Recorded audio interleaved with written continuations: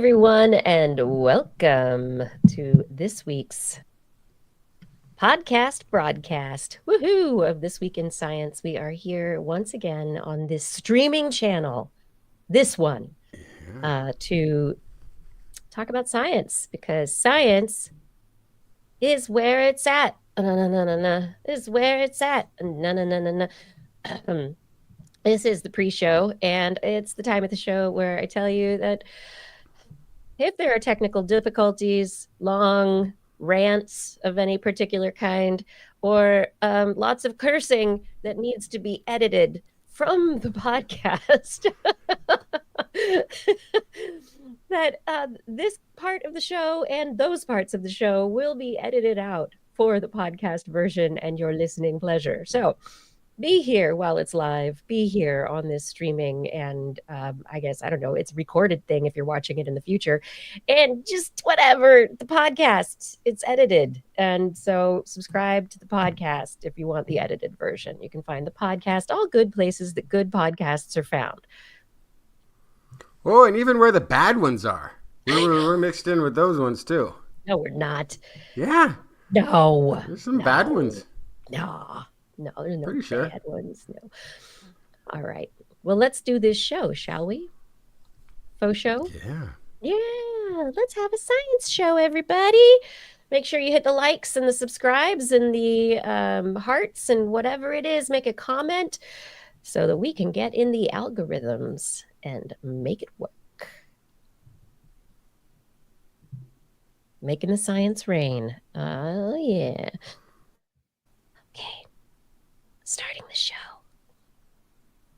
In 3, 2. This is TWIS. This Week in Science, episode number 1008, recorded on Wednesday, March 26th, 2025. Where's the group chat for science? Hey everyone, I'm Dr. Kiki, and if you have a science group chat, make sure to add me if you've got my phone number. But today we will add to your head planet power, lots of lithium, and sharks. But first. Disclaimer. Science feels like it's under attack lately. And it is. It's happening. But it's not alone. The current executive branch of the United States government has decided that the American people are fraudsters. Yeah, anything spent on the American people is a waste of time and money. They have determined that the resources Americans have pooled together through taxes and invested in ourselves is a form of theft. From who? Policies supported by the people, paid for by the people, in order to keep us people healthy, educated, secure. Generational commitments between citizens, each giving a little for a greater good, for infrastructure, parks, clean water, clean air, untainted food, and defense of basic human rights. We all pitch in to keep small farms working, teachers teaching, the elderly housed. We pitch in to provide for ourselves, our neighbors, our communities, and our nation. A pooling of resources that has put American science ahead of the world in medicine, technology, military, and now, almost overnight, America has been deemed a fraud. And most insultingly of all, it has been deemed a fraud by individuals who have not been pitching in their fair share, but are now looking to redistribute the people's collective efforts however they see fit. The executive branch has not cut waste or fraud, has not been returning lost revenue to the national investments or back to the people. They are in the process of doing just the opposite, delivering the collective investments of a nation towards private schemes. Science may be under attack, but so is everything else that makes America great. That is everything except for This Week in Science, coming up next.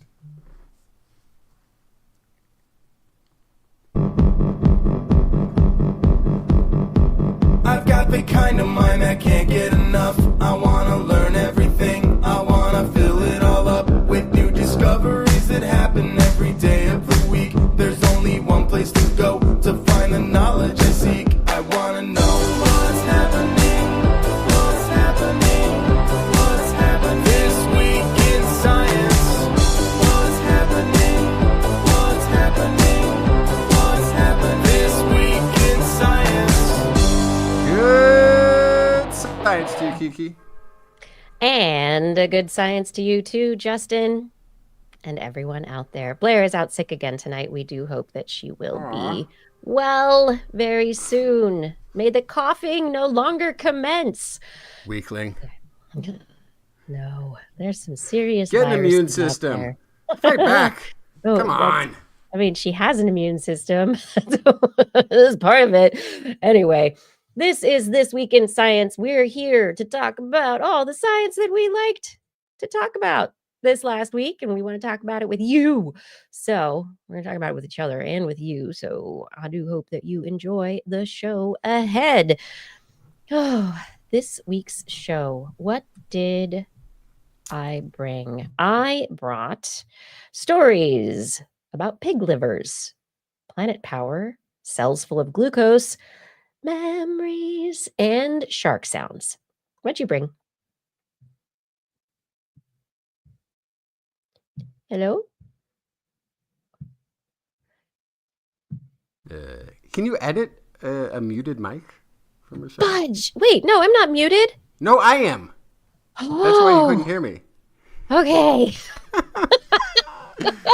No, I was trying to, because my phone was ringing. Only it wasn't ringing, it was on vibrate. But where it was sitting, it was vibrating so loud that I like muted the mic for a minute, and then I forgot to take. Anyway, what did I bring? You ask? Yes. I've got narrow-minded algorithms. How the World Wide Web is making everyone's universe very, very small. I brought a story about I got to figure it out. I got to read the thing still. It's something. It looks like there's a meme coin that has been put in charge of deciding the funding of science.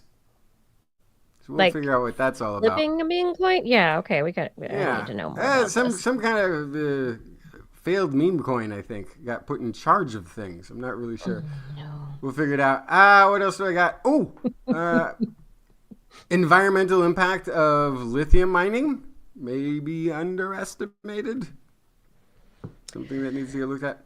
And then I've got one more story. Oh, and then this is an interesting one. It's too bad Blair's not here because it's something that I think has come up before. But there's a specific case study that they've done that shows that bottlenecking of genes in animal populations don't necessarily correlate with population collapse. That there's a lag, like a really big one. Yeah, I can imagine that. And so it's one of the tools that they use to determine whether or not there needs to be a conservation intervention. Mm-hmm. But based on the study that we're going to talk about, that might not be the best way to do it. Well, it's good that we're finding things out. That's what science is for. Let's figure out the best way to do it. Okay, how does it work? How does this show work? Well, right now, I tell you before we go into the sciencey stuff, but this is This Week in Science, and if you are not yet subscribed to this program, please head over to twis.org. You will find links to places to subscribe. You can also find us on YouTube, Facebook, and Twitch, live streaming Wednesdays, 8 p.m. Pacific time-ish. And additionally, we are on most of, if not all, I'm not exactly sure anymore, the podcast directories that are out there. Just look for This Week in Science. We are also TWIS or TWIS Science. You can look for these various things on social media as well. Twis.org is our website. That's where our Patreon and our Zazzle links are as well. And thanks to the Patreon, we don't have any kind of federal funding. So our funding can't be cut by anyone but you. It's all you. You support This Week in Science. Yeah. we are not federally funded, so we can say things. We may never be able to talk to federally funded researchers ever again. But like that wasn't on my list of things to do anyway. So yeah, there's all right. We'll see. All right, you ready for the science? Should we dive in? Yeah. Yeah. Okay, my first story tonight. Let's talk about pig livers. Like a good pig liver pate? What about no, nobody wants that. What about it's a mainstay at breakfast in Denmark. Oh, okay. Yeah. Well, I'm not a fan. I'm gonna say is mainly being veggie. Yeah, I'm not reaching for the pig liver pate in the mornings for breakfast. Not gonna do that. I might, reach for, I don't know, the Jetost and the Oosterhovel, but I don't know. I can't pronounce these things correctly. Let's not talk about Danish cheese and cheese slicers. Let's talk about pig liver transplantation. So, big story out this week. Researchers publishing in Nature their successful test of a gene-edited pig liver that was transplanted into a brain-dead human being who was kept alive on life support for 10 days. They gene-edited the pig and the liver for certain markers that are involved in the autoimmune response to try and reduce the autoimmune response that comes from other animals' organs being put into your body. Your body doesn't like a sliver, so your body's not going to like a liver, right? No. Push it out, push it way out. What they found is that it was really successful. There were no signs of inflammation in the body of the person who received this transplant. There were no signs of rejection. It was a short-lived test, only 10 days, but the body continued to work. The liver continued to work. There did not seem to be a buildup of anything that would be indicative of the liver not working. However... Wait. But yes. How did they do that? What do you mean, how? Yeah, how? How? Well, they took a liver out of a pig. Yeah, I know, I get that, but they didn't do. They weren't supplying the human body with all sorts of anti-rejection drugs or. They were testing to see how well it worked and how much rejection there was, because they didn't want to. They didn't want to disable the function of the liver, because one of the functions of the liver is to detoxify the body. So the liver is actually much more complex than other previous porcine transplants.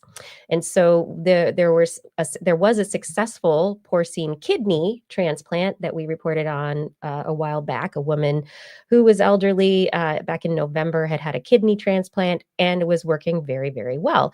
In this case, this is early stages. This is not even a full transplantation. They just wanted to see if the body would take it and not reject it too much, and if it would continue to work and support the life functions of that body. And so it was like an auxiliary liver.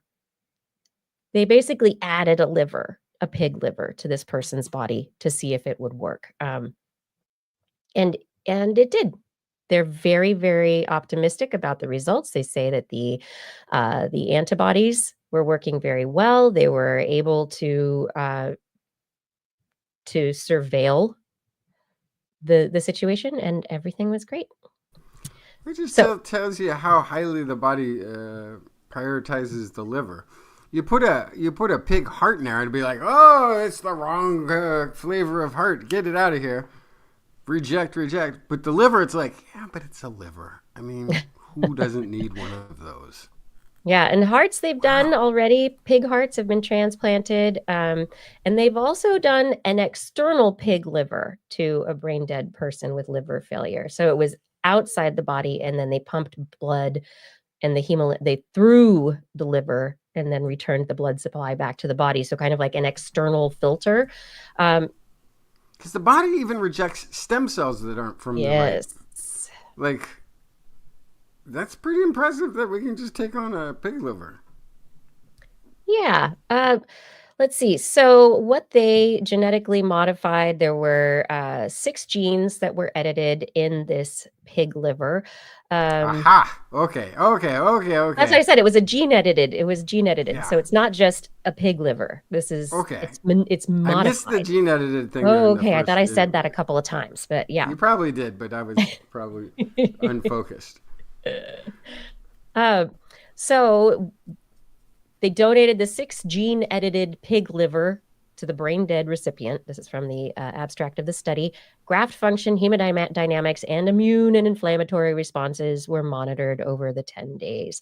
They were able to have goldish bile that was being produced. Your liver does produce bile, which is important.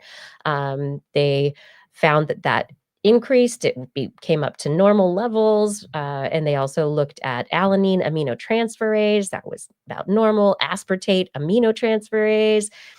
They increased postoperatively and then declined. The portal and hepatic artery veins, the blood flow was pretty good.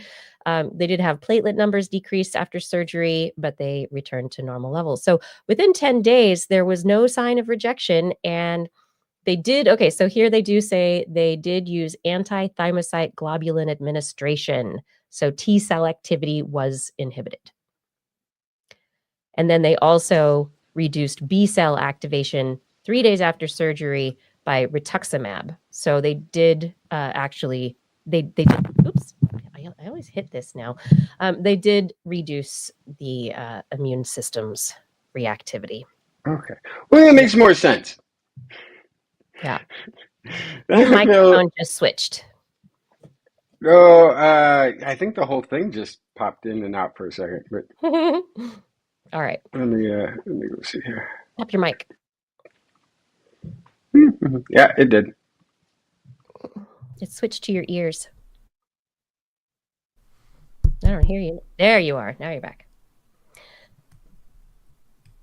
Tap back. Yeah. So anyway, this pig liver did great.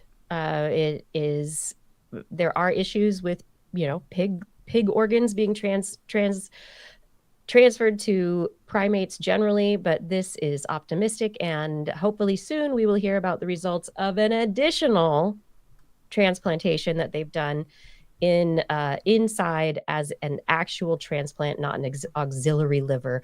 But the question is, can we use these pig livers? Can we get it to a point where they can either be transition steps before a suitable human liver is available for transplantation? Can they work instead of an external liver dialysis machine? Can they function? Can these pig livers, gene modified pig livers, function to support the health of a human being? And so they're on those steps right now. And this is, I think, very exciting. Yeah. Anyway, pig livers for people. It's coming to a hospital near you. Probably in several years. This is not ready for prime time yet. What do you want to talk about, Justin? Nice to know there could always be an extra liver in the future. Right? Yeah. If you need it, maybe there's a pig liver for you. Probably more pig livers than human livers at this point in time. Tulane University, University of Chicago have demonstrated that search habits and these sort of relevance-based optimizations that search engines do to try to give you good results contribute to a very narrow-minded reinforcement of existing beliefs. And this is one of these things that I think we've already learned, but it's just a study to, systematically look at this. I was once sitting there while somebody was on their iPad and they were like, "Oh gosh, did you hear this?" Some kind of news story that was completely conspiratorial and insane. I'm like, "Oh, that's not real." Well, yeah, it is. It's like showing up all over. I'm like, it's because you're at the bottom of a very deep rabbit hole. Exactly. People don't understand search algorithms and personalization. Feeding you Yep. things related to this. It's gotten probably wackier and wackier over time. But I guarantee you, whatever the source of that is not showing up in anybody else's feed. Yeah.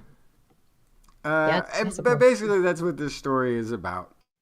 They sort of found that the polarization effect of people's perceptions of basic factual reality across political, health, economic, environmental, and sociological topics like immigration, that these things are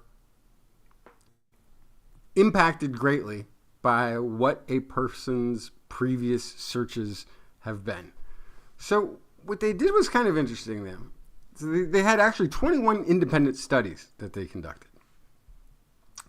Total of almost 10,000 participants. And these things used Google, ChatGPT, an AI-powered Bing, whatever that is, and all sorts of other custom-designed search interfaces. And so they had people search for things and see what information they would get back.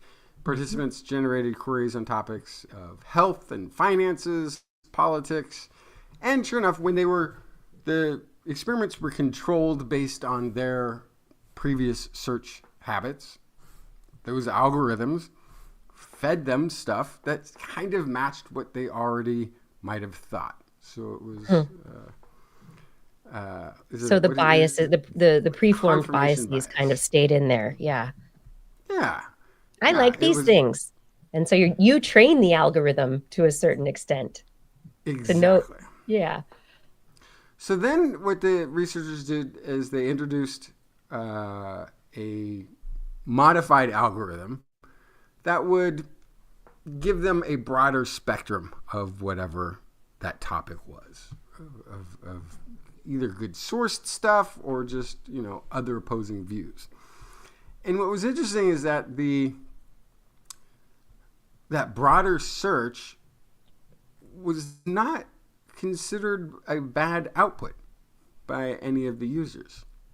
Oh, so even though people had a confirmation bias, when they saw other things, they weren't like, "Oh, that's a lie," immediately. They were put off by it. Yeah, They didn't report any kind of this is annoying results or whatever, right? So it's not necessarily that it changed minds by giving the broader spectrum, but it does show that it's not necessary for user satisfaction by these browsing algorithms, that it only feeds people what they expect. Oh, that so it's not a service. It's not a positive service. Or customer-friendly service that's being produced here. It's just an unfortunate negative side effect.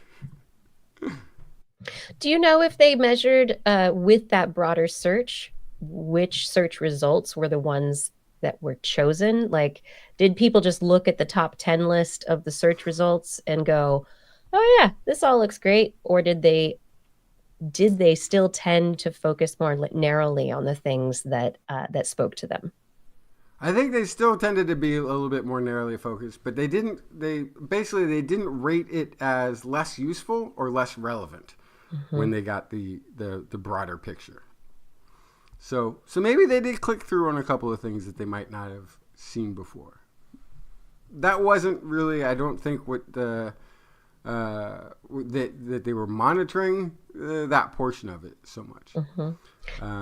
One of the experiments did look at people who were randomly assigned only to see stories that showed the benefits of caffeine. And at the end of that, they got to pick between a beverage that they would like to have, and those who saw the pro-caffeine literature excuse me, picked a caffeine beverage. So they did that to sort of illustrate that there is prompting. The priming by effect, the narrowing, right? there's a priming effect that affects real world behavior. And what I couldn't help thinking about in this is that, does this explain why so many people are being supposedly surprised by the actions that have been taken politically recently?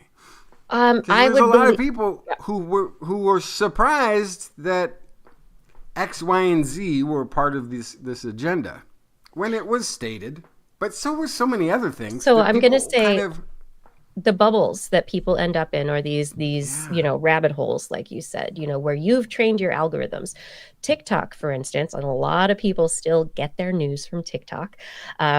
TikTok uses content, a content search algorithm, as opposed to a social graph search algorithm. So like Instagram, YouTube, others, they're like, oh, who are the people you like? Who are the people? Who are the influencers? And it's like based on people, as opposed to TikTok. It's what things do you pause on longer? What things do you click on more often? It's very much content focused. And so you can train your algorithm, and it is possible with the social graph one as well. It's a different, the framing of the algorithm is different though. But with TikTok, you can train it specifically. If you go in to your account and decide that you're only going to search for, specific words like "Make America Healthy Again," or John F. Kennedy vaccines, or like whatever whatever it is that you decide you want to create your search terms to be. It's not terrible. You can start searching for those things and like clicking on only those things. And if you do focused training of your algorithm and spend time doing it every day or like a couple of times a day, in about a week or two, you will have a new algorithm, and you will have an entirely different world that you are being presented. Yeah. And so, yes, this is the long answer to your question. Why are people surprised? And it is because they are not getting the information. And if all the people around them are sharing the same memes, sharing videos back and forth, whatever, and you're not listening to the radio, maybe you're only listening to your music, you're only listening to certain podcasts, Yeah. And so if you have trained everything in your life and you don't want to talk about these things with other people, and you've trained everything to give you the echo chamber experience of what you want to hear, you are not going to know what else is happening out there. And this is true for any part of the universe you want to exist in. Yeah. It's very true. Actually, it's very true of those echo chambers in daytime talk radio that lean far right. And I think some of that explains why you have farm heavy industry states that voted in favor of anti-immigration laws because they got riled up about a thing that they maybe aren't negatively impacted by, but quite the opposite, actually rely on a lot of immigrant labor. And so now that labor is gone, they're like, whoa, hey, what happened? It's a weird thing too, when somebody can be convinced to do something that's not in the opposite of their self-interest, even, because they've heard the echo chamber. Because the way it is formed all of these narrow opinions, because the opposite sounded like a terrible thing. And the way it's been framed to them, this reasoning, this rationale is in my favor. This is why I want to do this. Yeah. Or it is the cognitive dissonance, and a term that I just learned today from a professor who's at, I think, North Carolina State University, affective dissonance, which is the dissonance that you hold for like different emotions about certain things that are in your life. Yeah. So you go to work and you're normally a very sad person or not an outgoing person, but you go to work and you act like a happy, outgoing person.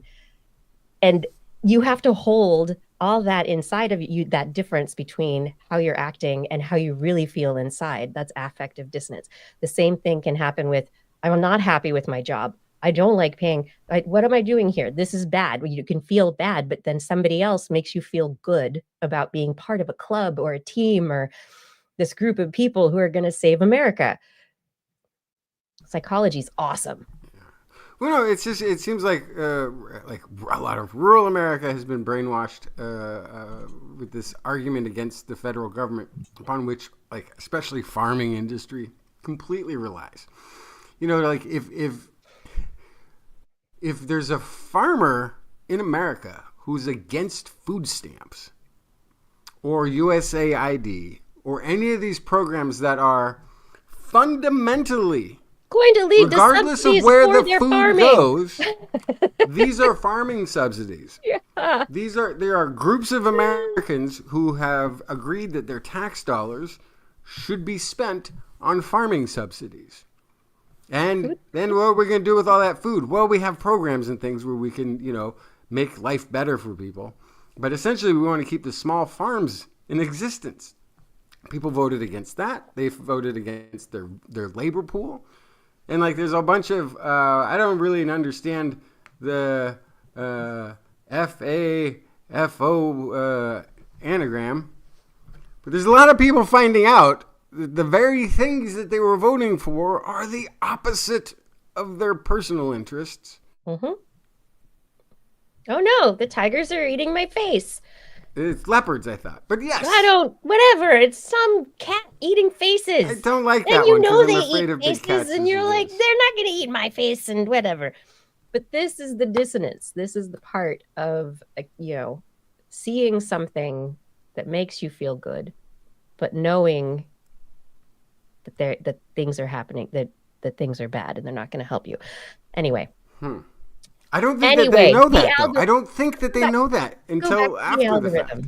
But let's go back to the algorithm. The majority of people do not understand algorithms. And that was a study that came out a while ago that I think we talked about very briefly, which is that's the result. That when you tell people that algorithms are affecting their search results, and you say if you do these things, you're training Google or TikTok or wherever you are, you're training it to only show you certain things. It isn't telling you the truth. It's not showing you the world.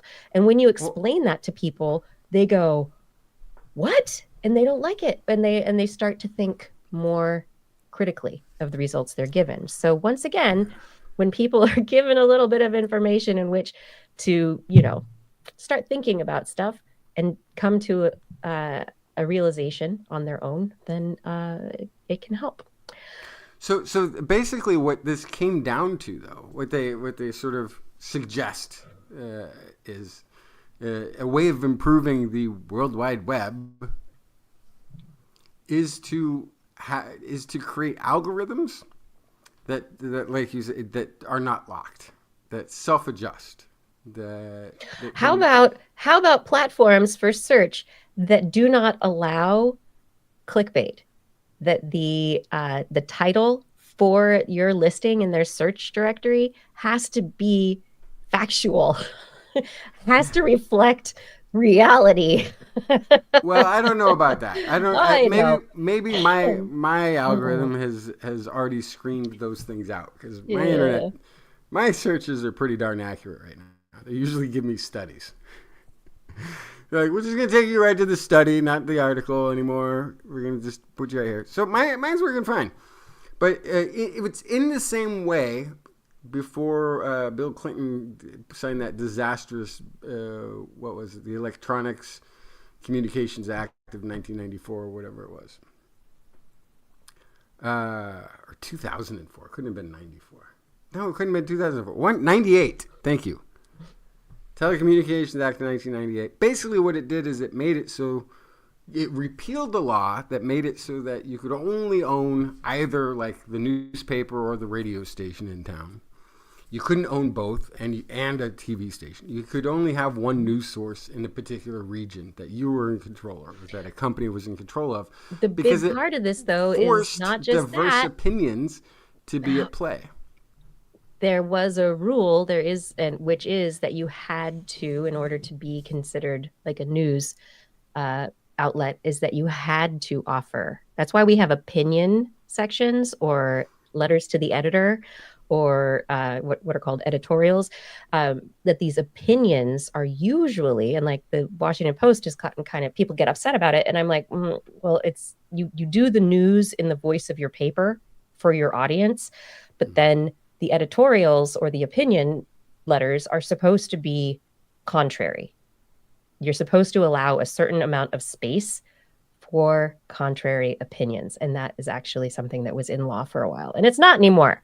And that's, but again, I think that was the Clinton 1998 Telecommunication Act. But that was the big part of it. Got rid of all of that separation of mass corporatism and media. Yeah. Oh, media. But basically, what this study is suggesting is we need something like that, basically, to loosen the algorithm's stranglehold on thought. I know, really, truly, general artificial intelligence, AGI, that's benevolent and wants to help humanity. And I'm just going to stop right now. Yeah. Nah. Have you seen who's at the helm of those things lately? Yeah. Well, speaking of like whatever and whoever's at the helm of these things. Okay. I love researchers and science because sometimes they're like, I did a proof and I came up with an idea and this cannot be done. And I think we've interviewed this researcher, Kevin Aaaand, on the show previously. And he talked a little bit about some of this stuff. He's a physicist. But back in like 2016, he and other researchers, Christopher Chiba, they did a simple proof showing that the Earth rotates through the axisymmetric part of its own magnetic field. So you've got the Earth on an angle and it's rotating, right? As it's rotating, the magnetic field, it's actually rotating through the magnetic field. And because of the way that the magnetic field is oriented and the Earth, for those in the listening audience, Kiki is doing hand motions that do not help at all. Trying to show rotational gravitational fields on a rotational object moving through a different gravitational field. All right. Anyway, we're on a spinning oblate spheroid. It's spinning around. That's the sound. Spinning around what? 90 million mile away nuclear fireball. No, that's orbit. That's its orbit. I'm talking about its rotation on its axis. The Earth's rotation on its axis pushes it through, it moves through mechanically through its own magnetic field. And so Kevin Aaaand and Chiba, they did a proof and they were like, okay, because of the movement, there are electrons in the atmosphere. Those electrons should get moved by the magnetic field because of the displacement due to the magnetic field. Could we find a way to actually use that displacement to create current, basically energy from just the rotation of our planet? And they did a proof in 2016 and they're like, nah, nope, can't do it. You can't do it. It's not going to happen. Wind farm Earth. Yeah. But then they were like, we made a whole bunch of implicit assumptions that maybe if these assumptions were different, the assumptions could be violated and maybe the proof itself is wrong. Maybe electric motor Earth, turbine Earth. Yeah, generator Earth, dynamo Earth. And so they created a device that they didn't show it in their paper, which is published in the Physical Review journals this last week. But according to the chat room, it was a kite with a key attached. Yeah, exactly. Kind of, sort of. I don't know. It wasn't really a kite. It was a spider with a spinneret. No, they created a device that they tested in a very, very specific test facility, a room in their laboratory that was in the dark so that there was no actual photonic or electromagnetic influence on the system. They created a cylinder that rotates and that moved, and they moved it around with respect to the angle of incidence of the rotation and orientation of our planet and the orientation of our magnetic field. And they moved it around. They're like, does this work? And they're like, okay, we think that it should be in this orientation. And if it's not going to work, blah, blah, blah. And they did it. And they're like, hey, look, we generated current. There was an 18, it was a very small amount of energy that was actually generated. And so it's not like, it's like, yay, everybody, we're going to all be living on dynamo Earth and have free power forever because the Earth is rotating. No, what they were creating, they did generate continuous DC voltage and a current of low predicted magnitude.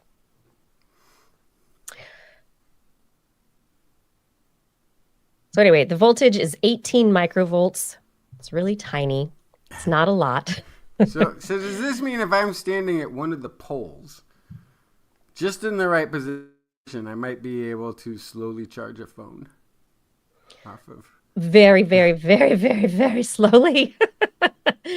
And what they did show is with their work is they moved it around. They tried different conformations. They showed they could mess it up and that it wouldn't work. And then in the end, they're like, okay, let's take it out of our very, very special dark room that's isolated from everything else in the universe and see how it does in a house down the street. And it's the same lines, much messier though. So the signal of the current is noisier and that would have to be fixed. But what they are questioning now, they want other people to replicate their experiment. They said, okay, we did this. Did we do it wrong? The math is right. Everybody likes it so far, but can anybody else replicate it? So that's what they want, our other teams to replicate it. And then if it can be replicated, can it be iterated? Can it be changed to create more current? Or can it be changed to, I don't know, could it slowly charge a battery? How could something like this trickle charge over a long period of time, small devices? Or, I don't know. It's very interesting. They just moving this cylinder around of this magnetoferric material allowed them to disperse the electrons in such a way that current from the rotation of our planet through the magnetic field creating. Oh my gosh. That's pretty cool. Yeah. So this is one of those wackadoodle things where you're like, what? How did that happen? Okay. And they said it couldn't happen. And I love that they were like, oh, we did the proof, said it couldn't happen. And then we tested it and we did it. So congratulations to Kevin Hand and his teammates. I think it's pretty awesome. And I look forward to seeing what people do with this, like whether it's something that people move further. And is this something that, for things in orbit that are moving faster and through the magnetic field, is this something that could be used there? I don't know. I find this a fascinating subject. Maybe we'll get Kevin Hand back at some point to tell us more about it, if he maintains his government funding. Well, what do you want to talk about, Justin? Government funding. Yeah, I know. That's why I know. Yeah, there's a lot of the FAFO stuff going on. What was it? Were you the one who was telling me about the entire state of Alabama being like largely, like Alabama University being like the state's #1 employer? Oh yeah, yep. And I think that was And originally published in Science several weeks back. But yeah. yeah, Yep. and their funding cut is now like, hey, we voted for this. Why are you hurting us? Billions of dollars. So thousands of jobs, tens of thousands of jobs. It's just, yeah. Okay, what's happening now? So this is going on? something. National Institute of Health and the Department of Health and Human Services funds a lot of research, and they have these, what are they called? Notices of funding opportunities. So they put out these these aren't like direct, like it's not so much you have come to them with your grant, you want to study this. These are panels of scientists saying, hey, you know what would be great to have somebody look into? Would be this or that or this other kind of research. We want to fund research into, this type of bacteria or that type of virus or whatever it is. This type of disease, this type of ailment, we would like to see this, that, or the other looked into more. So they have these notice of opportunity, funding opportunities that they put out. Now, normally by this time of the year, they would have put out hundreds of these. But there's been a freeze on communications already. So they haven't been putting them out. And they've just been informed that they will be able to put out these notice of funding opportunities. However, they will now first need to be looked over by a representative from Doge? Yeah. Department of Governmental Efficiency. Which was a meme coin, as I recall. Yeah. Yep. The one with the dog on it. Mm-hmm. Yep. Mm-hmm. Which is backed by a billionaire who is now apparently in charge of a government not organization consulting thing, something, like undisclosed, unelected bureaucrat who's still not in the government. Impossible to define. But these panel of scientists created funding opportunities to look into things are going to be thumbs up and thumbs down by this weird parasite on our government. So this is the thing that nobody on that team, I think, is going to understand. So I'm going to try to use a sports analogy because sports ball is a thing that's popular with a lot of people. Football. I'm a big football fan. Football. Last year, we had 2 teams that made it to the final big game. Right? There was a lot of teams very early on, some would say even before the season began, we knew, this isn't going to be their year. Should they not play? Should all the teams that it's probably not going to be a winner this year, should they just not play next year? Why bother? Why play those games? Why spend all that money on uniforms and television and bringing the crowds out? Why do we play games anyway? They're not going to win. Isn't it only to win? They're not winning this year. Oh, they're in a rebuilding year. Maybe they're going to get better. Yeah, but let them practice for 2 more years somehow without putting on a uniform or being in front of a crowd. Well, obviously those teams aren't going to survive that because they won't have revenue. All of science doesn't win this year. Get that. Some of the science is going to be like, Cincinnati for the next decade and probably not get anywhere close to a real victory. They need to still be in the game. Because Philadelphia just won the Super Bowl. They wouldn't even be in the league based on their record for 20 years before, right? So, this is the thing with science is you can't pick winners and losers just based on one study. You need the breadth of science, and especially research that is being chosen by a panel of scientists at the National Institutes of Health that they think needs to get looked into further. There should be no uneducated decision making that is influencing that. Because I can tell you. I think Cleveland there should Browns be, shouldn't even suit up next year. I think there should be different Toronto Raptors, members. Should they play? There should be different members on these panels. I think it should be scientifically decided. But I'm also of the opinion that these scientific studies that are funded, they should be, in humanity's interest. That they're not. I don't know. I love Dr. Demento, but just the name popped into my head. They're not just I don't know, some mad scientist vision of the future. I'm going to do what I want because I have money. Ha, ha, ha. Fruit flies. Ha, ha. Yes. I'm not going to say, go launch yourself to space. Fine. Yeah. Fine. But not all research can be private and within corporate enclosure. The majority of research, it benefits humanity.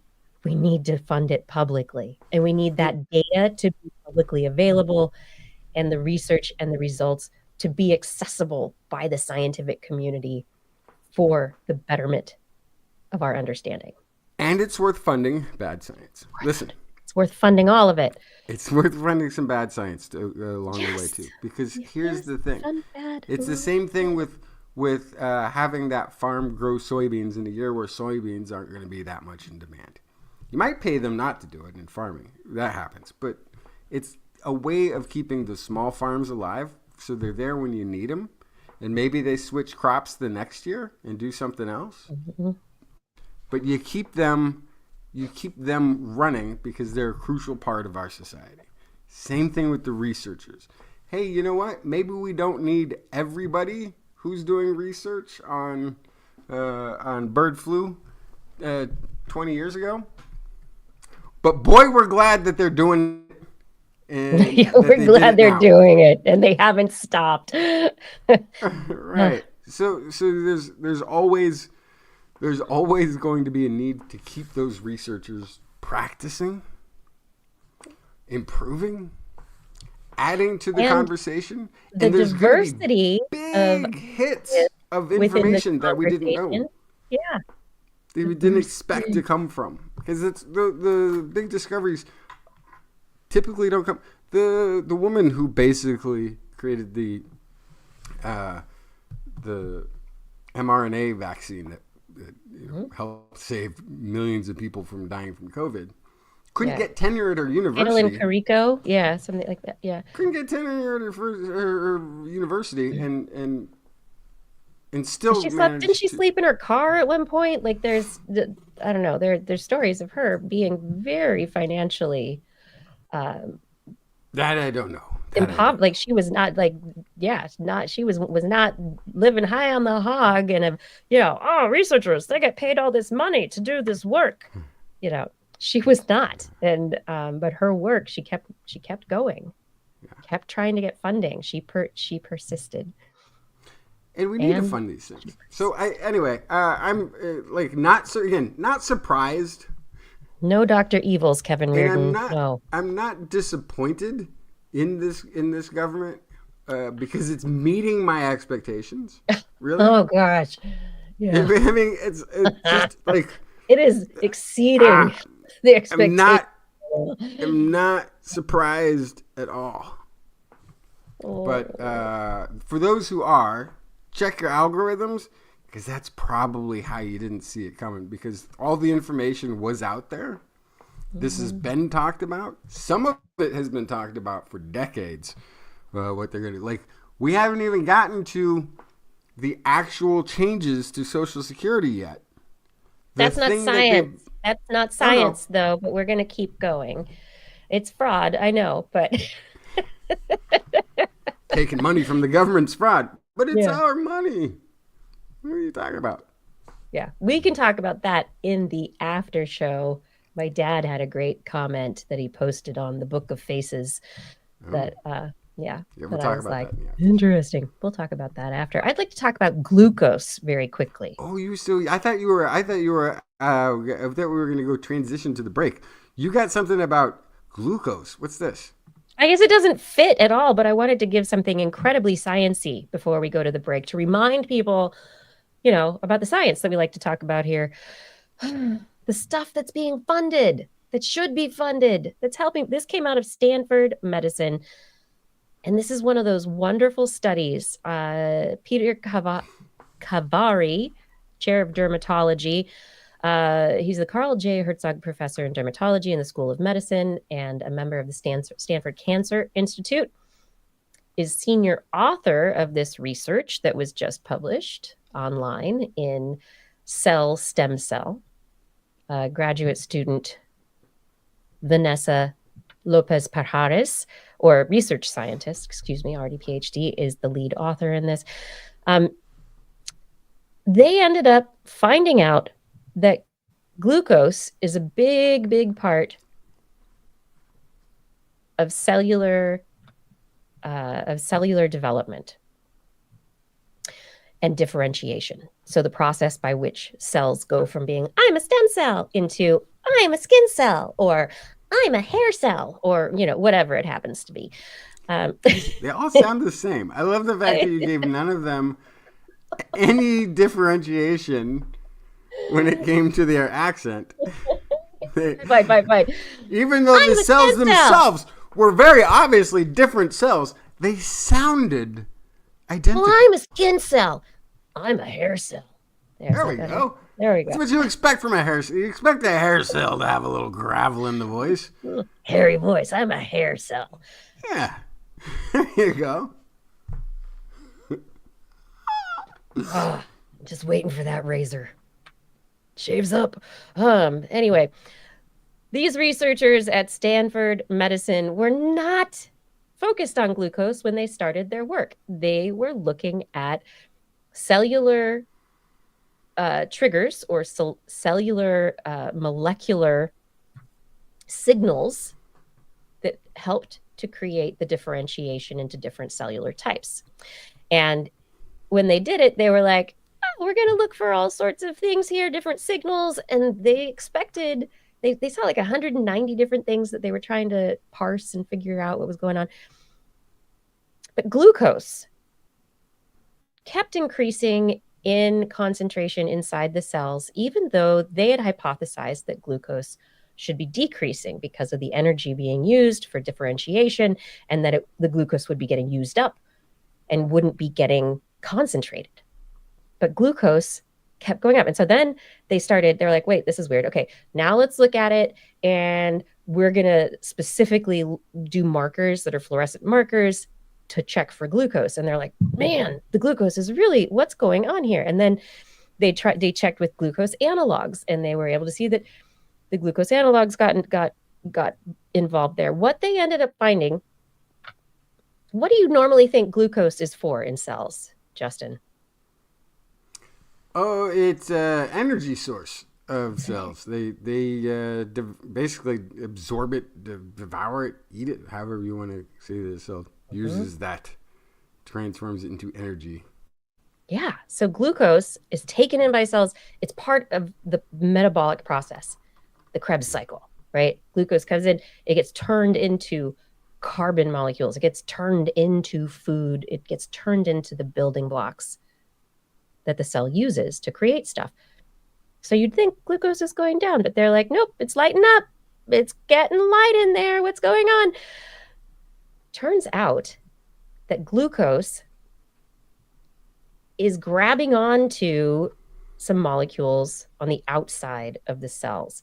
And they found that it's grabbing on specifically to a particular signaling molecule that once it grabs onto it, it changes the conformation of that signaling molecule, and the signaling molecule goes, hey, everybody, differentiate, do your thing. But glucose is like, I'm going to hang out here. It's not being used for energy. It's not being stored. It's signaling that it's time to grow. It's glucose as a signaling molecule, not just energy. And so now they're looking at this whole finding in the light of glucose dysfunction. So what is happening when you have too much glucose in your body with, with insulin problems, right? With diabetes, or you have too much glucose building up, you have too little glucose in your body. What does that mean for the tissues of your body? Not just for the food, not for their fuel source, but for actually their ability to repair themselves. And they did find that a bunch of glucose analogs had similar impacts. And so what they're going to look at a whole bunch of different things related to glucose to see how they impact. And what I'm wondering also is, what does this mean for fructose? For, when we're talking about the different kinds of fructose, if they're slightly different molecules, if they're not just fuel sources, but actually acting as signals, what does that mean?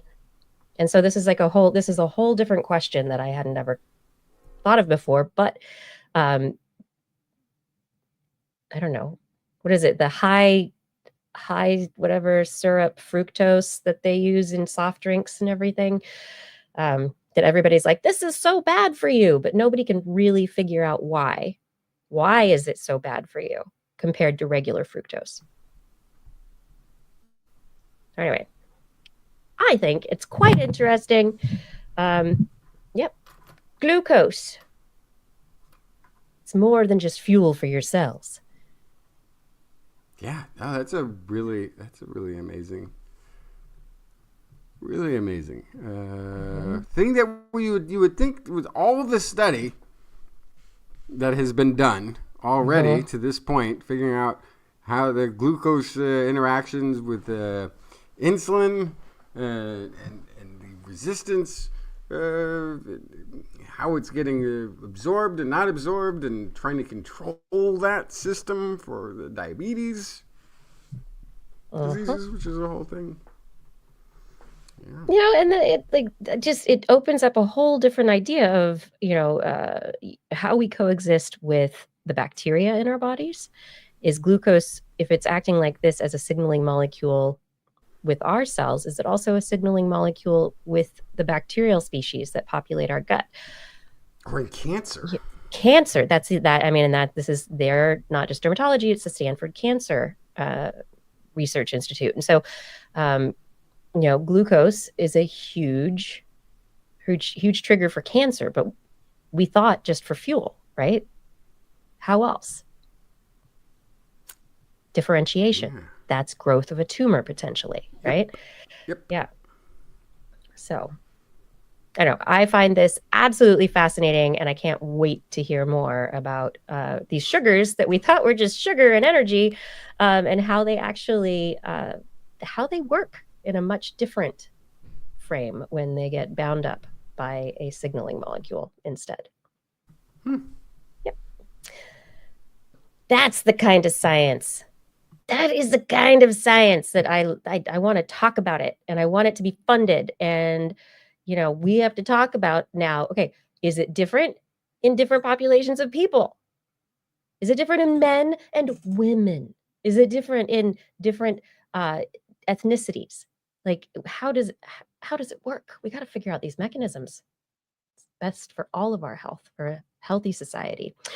These are the things I want to talk about. These are the things I love talking about, and I can do it thanks to you, our listeners. You support this program, This Week in Science. We are not federally funded, so we can continue talking about the science that we want to talk about. Head over to TWIS.org. Although we do need the federal funding in order to have something to talk about, so call your congresspeople and your senators. As soon as you're off this, the show is over, get on the phone and be like, hey, I need my science. One ringy dingy. I need my science. That's right. I'm a stem cell. I'm a hair cell. I need my science. Otherwise, we'll have nothing to talk about. I'm sure you will always come up with something to talk about, but we like talking about things from an evidence-based, research-based perspective. What questions are people asking out there, and what are they finding, and how is it changing our view of the world? Thank you, all of you, for supporting the show.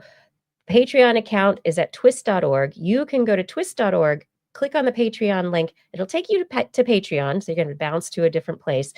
But at Patreon, you can choose to support us at any amount, $10 and more. We will a month, and we will thank you by name. There are other levels that'll get you a t-shirt, others get you stickers. There's a few different things. Somebody please remind me to update the stickers so that we get a new batch of stickers out this year. Additionally, we have our Zazzle store. Zazzle is where we put all of our TWIS merchandise. And so you can get t-shirts and hats and other stuff. It's not in a subscription basis the way that Patreon is, but it still supports the show. So if you go to twis.org, click on the Zazzle link, you'll get to see our store and you can find all sorts of awesome stuff. Summer in the Northern Hemisphere is coming up. So if you're into it, the bath towels, not bath towels, the beach towels are really amazing. I really like mine. Sweatshirts are good too. I've had mine for a few years now. Really like it. There's some great stuff on there. It supports the show.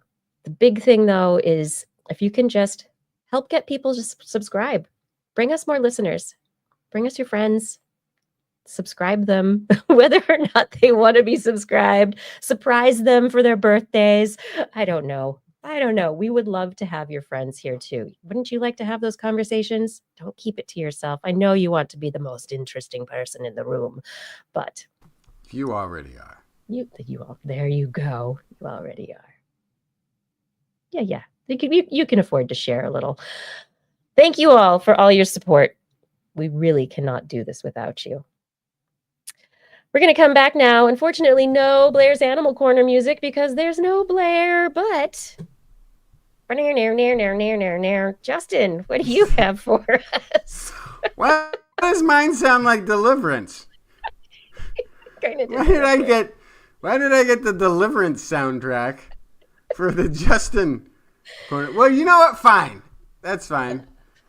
There's Justin's Animal Corner with Deliverance music. Good grief. You're welcome. What you got? Assumptions. Oh, always. Okay. You know what they say about assumptions? They make genomic diversity, conservation, an illusion when you rely on assumptions. That's what they say. This is researchers from the University of Copenhagen, who we presumably will still be able to report on for a long time to come, for research coming out of other countries. They have found that critically endangered regent honeyeater faces hidden genetic risks. And that hidden risk has to do with a decline in population combined with a lack of a genomic loss, which seems like it's a very sort of unintuitive thing. This is a population. They went back and they've tracked genomically this bird back to 1919, so a little over 100 years, pulling samples out of museums for DNA, getting current DNA, and tracking the sort of genomic history of this bird for the last 100 years. And this bird, over the last 100 years, it's actually been a lot longer than that, but has been going through a population decline. The population has declined by 99%, down at one point just to 250 mature individuals remaining in the wild. So brink of extinction. Yeah. In this sort of a scenario, there would be an expectation that the genome itself has also begun to sort of, for lack of a better word, collapse, right? You expect it to become highly isolated, or become very homogeneous, very much the same. I'm missing the word I'm looking for, but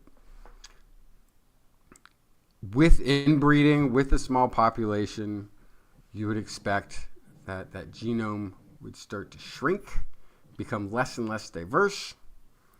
And if there were any sort of deleterious genes, any sort of ailments that were genetically they'd start to show themselves. That they could really show up. That they're one of those that manages to make it into that shrinking pool could really take over and then accelerate that decline.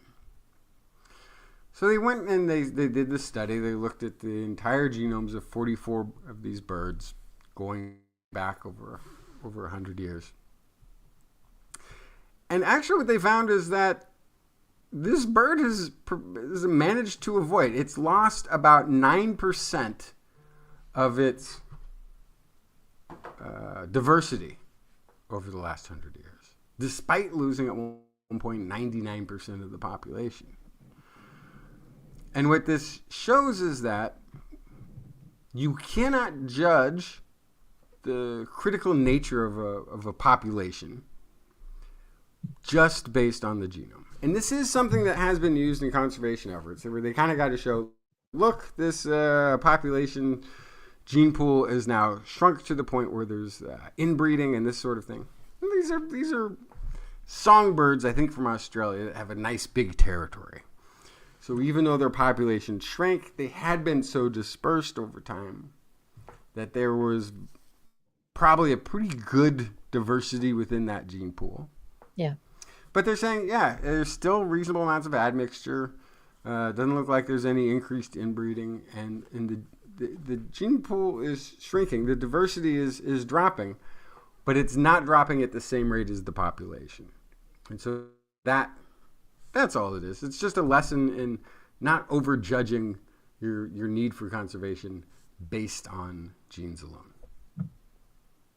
Okay, so the population might come back a little bit, but the diversity won't necessarily. So the population number isn't indicative of the deleterious aspects of the genome.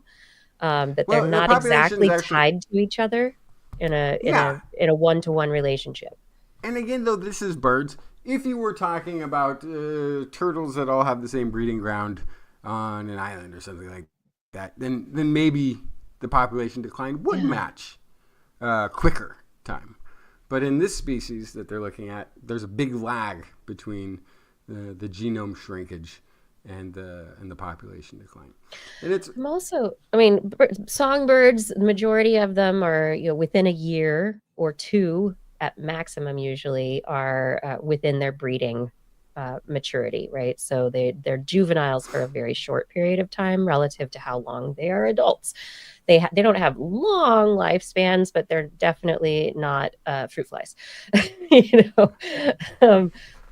So, and I think you're right about the importance of certain things, like the ability of an animal to get away from certain environmental factors. So you might have deleterious genes, but because you can fly away from the place that's cold and you can't keep yourself warm, or you fly away from the place where there's the predators that are eating you, suddenly you can stay alive longer. Whereas, like you said, like turtles who are just stuck on a beach or whatever it is, they're not going when the animal's environment and the way they live in the world is constrained. That's going to have a big impact as well.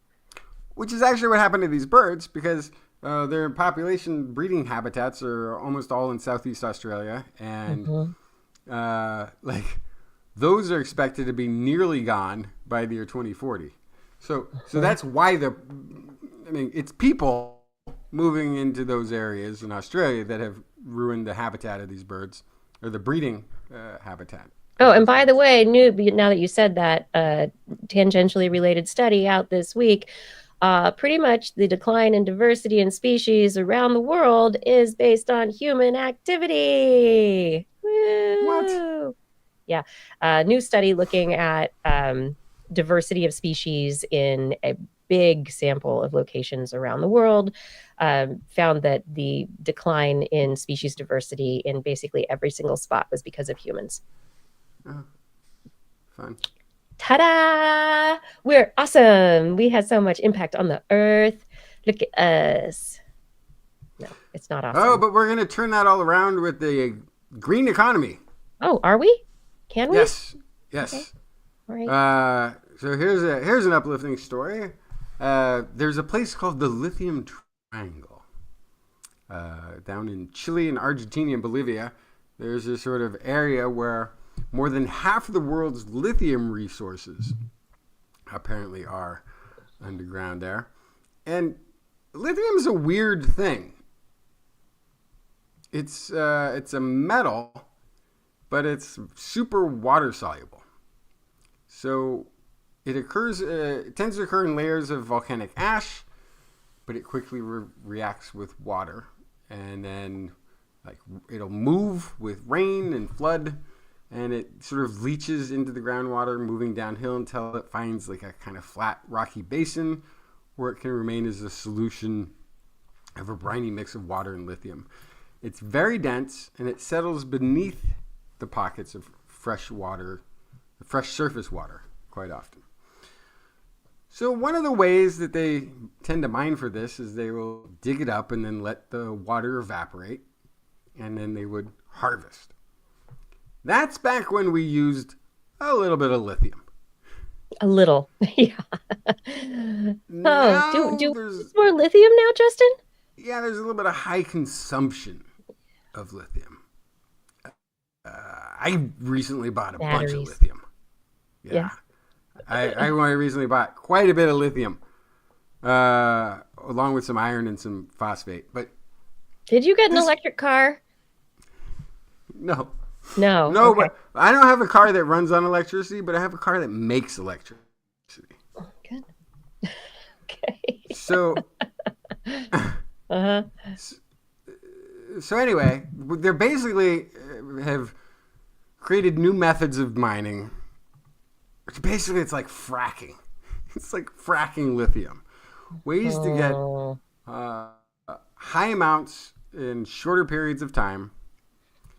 And according to this, where was this from? According to this research that is published in Communications, Earth and Environment from UMass Amherst researchers, we have underestimated the amount of fresh water that we're using to collect this by a magnitude.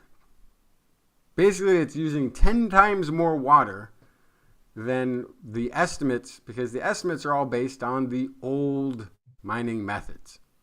Oh.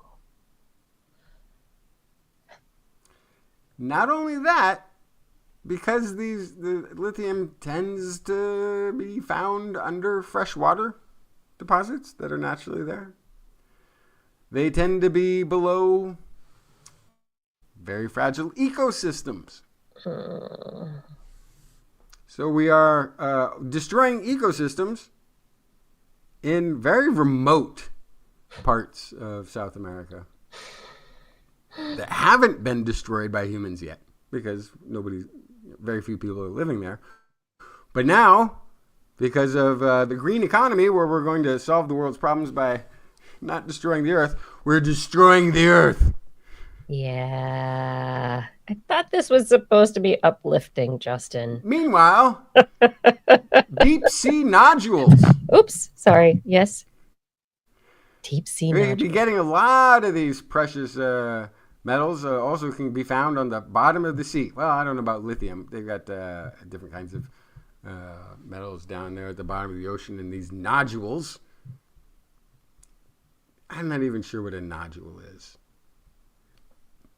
However, it turns out they may be producing oxygen. And they cover the bottom of the sea. This isn't a different study, but there's an estimated 21 billion tons of nodules on the seabed of the Clarion-Clipperon zone, which is something about 25 times the size of the UK on the bottom of the ocean. People have been talking about mining this for a long time.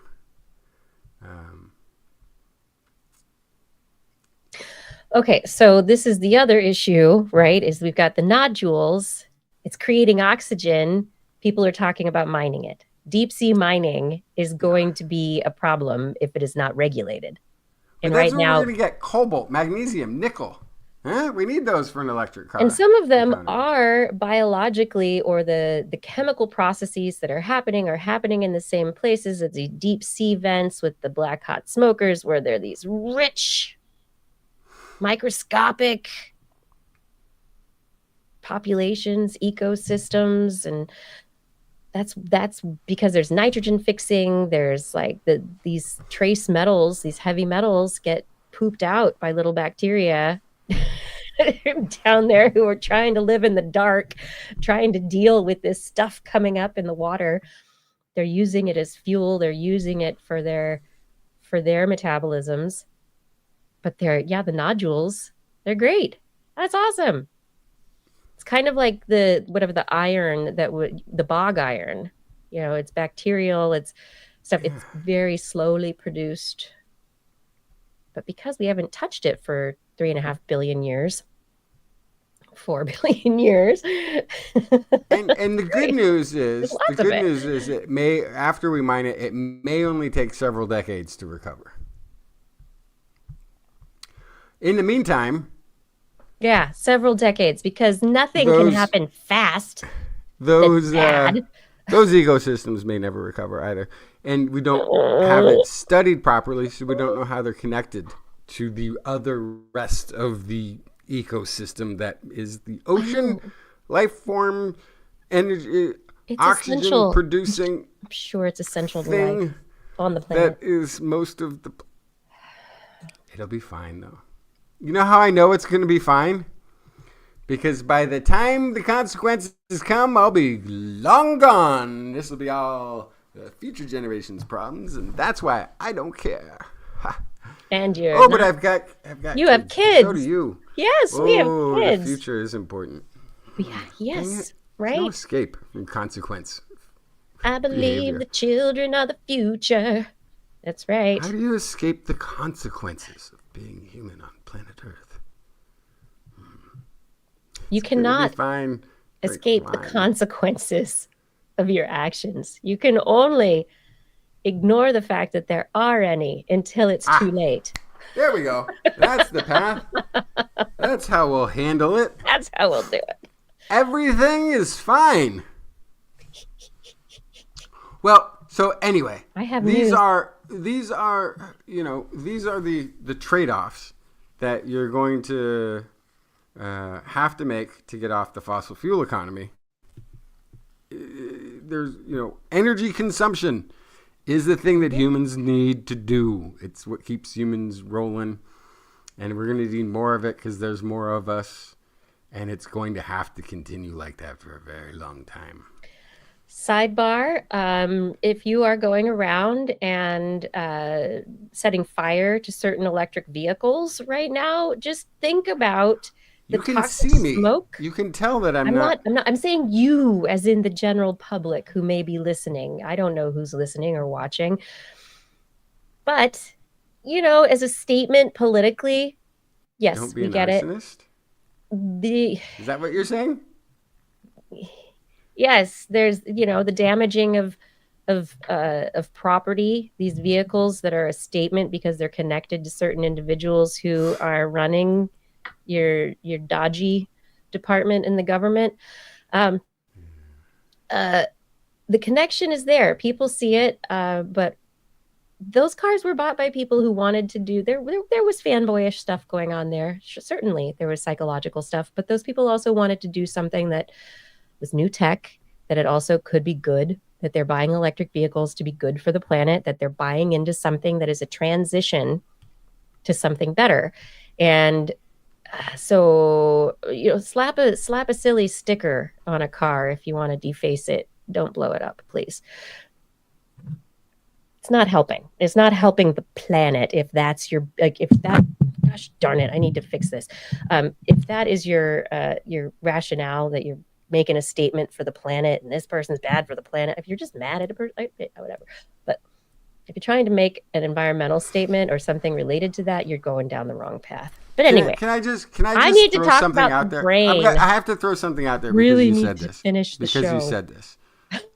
Nobody has been arrested for making a statement by arsoning those vehicles that you're discussing. However, a lot of those fires happened at dealerships that aren't privately owned like most car dealerships are. Absolutely. They're corporate dealerships. Yes. And their inventory is catching fire after demand for their product There's no fell. people. Hang on. You're not hearing me all the way through. No, demand for product falling. Okay, I hear you. And then the product caught on fire? Oh, is that how it happened? Oh, I wonder if you're getting insurance for all of those cars you couldn't sell all of a sudden. We are not saying that this is a But we aren't question. saying the other thing either then. No, these are rhetorical statements. Okay. So that was your rhetorical statement. My rhetorical statement is nobody should be burning down their products that they can't sell to collect the insurance money. Nobody should be doing that. It's true. Nobody should be setting fire to an entire dealership worth of cars that they can't sell because they want to get recouped for the expense. Nobody should be doing that. I just want to make that clear to the audience. I don't know where you are, but if you own a dealership of your own cars and you can't sell them, it's not okay to set them on fire. It's not. I just want to make sure that we have top-explained everything in a way Thank you. Okay. that is clear to our general listening audience. Yes. Hypothetically and generally. Yes. Okay, we're going to move away from that and let's talk about brains for half a second and memories. Brains. He made me switch tunes. I'm sorry. Find the mute button. I know here we go. You don't mute yourself. Be here always. It's even relaxing to me to have the mute button on. So I'm just. All right. It's good. It is relaxing as long as I stay relaxed because you remember to turn it back on later when we want to talk more. Anyway. 2 studies out today, the opposite ends of life, babies and aged folk. A study that is functional magnetic imaging out of the journal Science. Researchers have just been publishing their work on infants or aged 4 to 25 months, so almost over 2 years old. So little babies to almost over 2 years old. And 4 years is pretty good that's post 4th trimester kind of stuff. So they used fMRI to scan the brains of these infants and had the infants complete a memory task. This memory task involved showing the infants pictures of faces, scenes, and objects. And then those were followed by the memory test, which is based on preferential looking, where the infants, because they've seen something before, they're like, and they look at it more. They're like, I like that. I know that. Or they look at the novel one and then they go back to the one that they like. This happens. Novelty is really big, but in infants, it's very common for infants to really like the things that they're learning about and that they're so once they see their parents' faces, they want to look at their parents' faces. And as all their senses come in and they start to be able to focus closer and further away, they want to be able to, the baby brain wants to be able to identify its parents and those important things. But the big question is, at that early point in life, some people say, man, it's like around 2 years old, 3 years old, somewhere around there. I wish I could remember what it was like to be a baby, what I could see. I don't remember anything. And then some people are like, oh, you know what? I remember everything in the womb. They can. So literally, this is one of the spookiest moments I remember. That's right. Your child, right? No, it wasn't my child. Like, I can remember like a lot of like super early stuff. But this wasn't my kid. This was a friend of the family's, and he was kind of a bright kid, and we were having this kind of a conversation, and somebody asked, like, "Oh, well, what?" I think the kid is like 5 or 6 at this point. It's like, "Oh, so how far do you remember being a baby?" He's like, "I can remember being inside my mother," and everybody's like, "Oh, really? And what did that sound like?" And he just goes, "Boom, boom, boom, boom." Boom, boom. And everybody was just like, wow, just floored. Like, everybody there was like, oh my gosh, that kid remembers.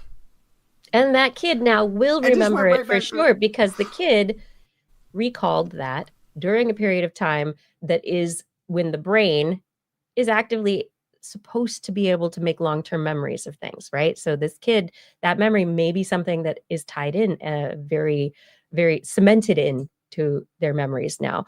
But this particular study, they were looking to see what was going on, functional magnetic imaging in these infants.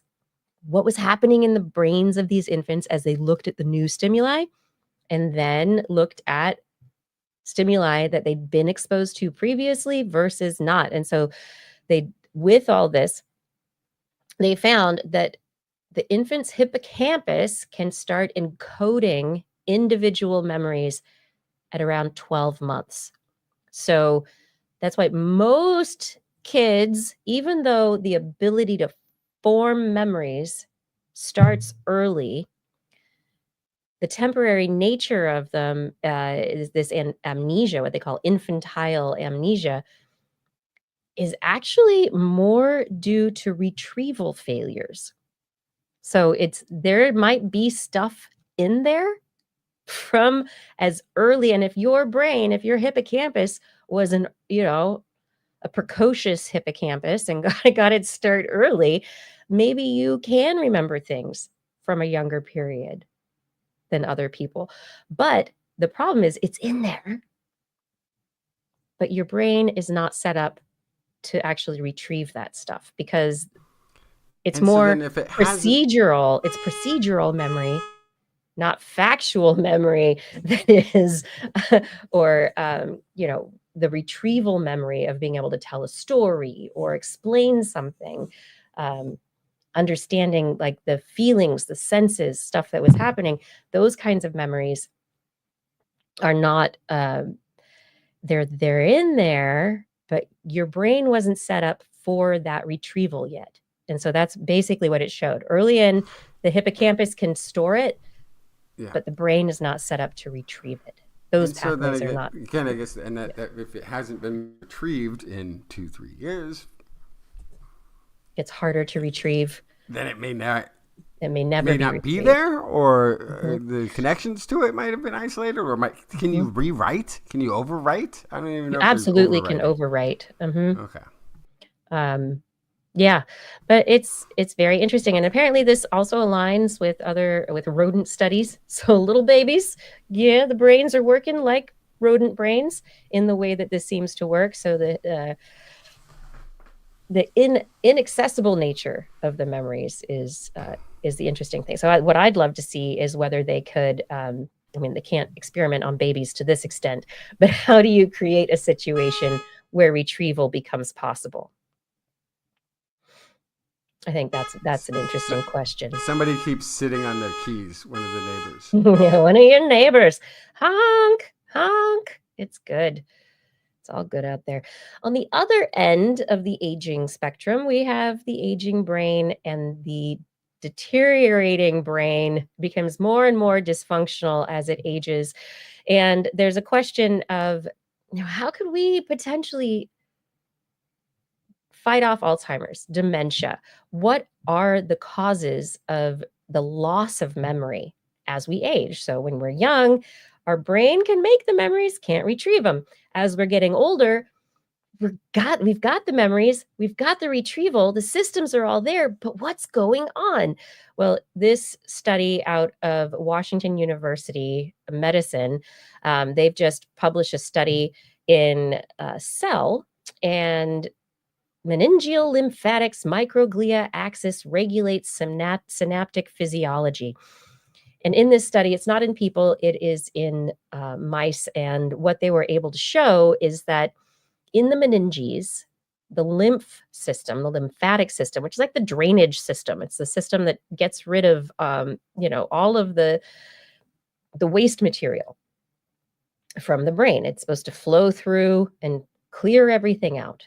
It's a fluid that just flushes everything out, takes the bad stuff away so that can go be processed by your kidney. And they discovered that the meningeal lymphatic system becomes dysfunctional with aging.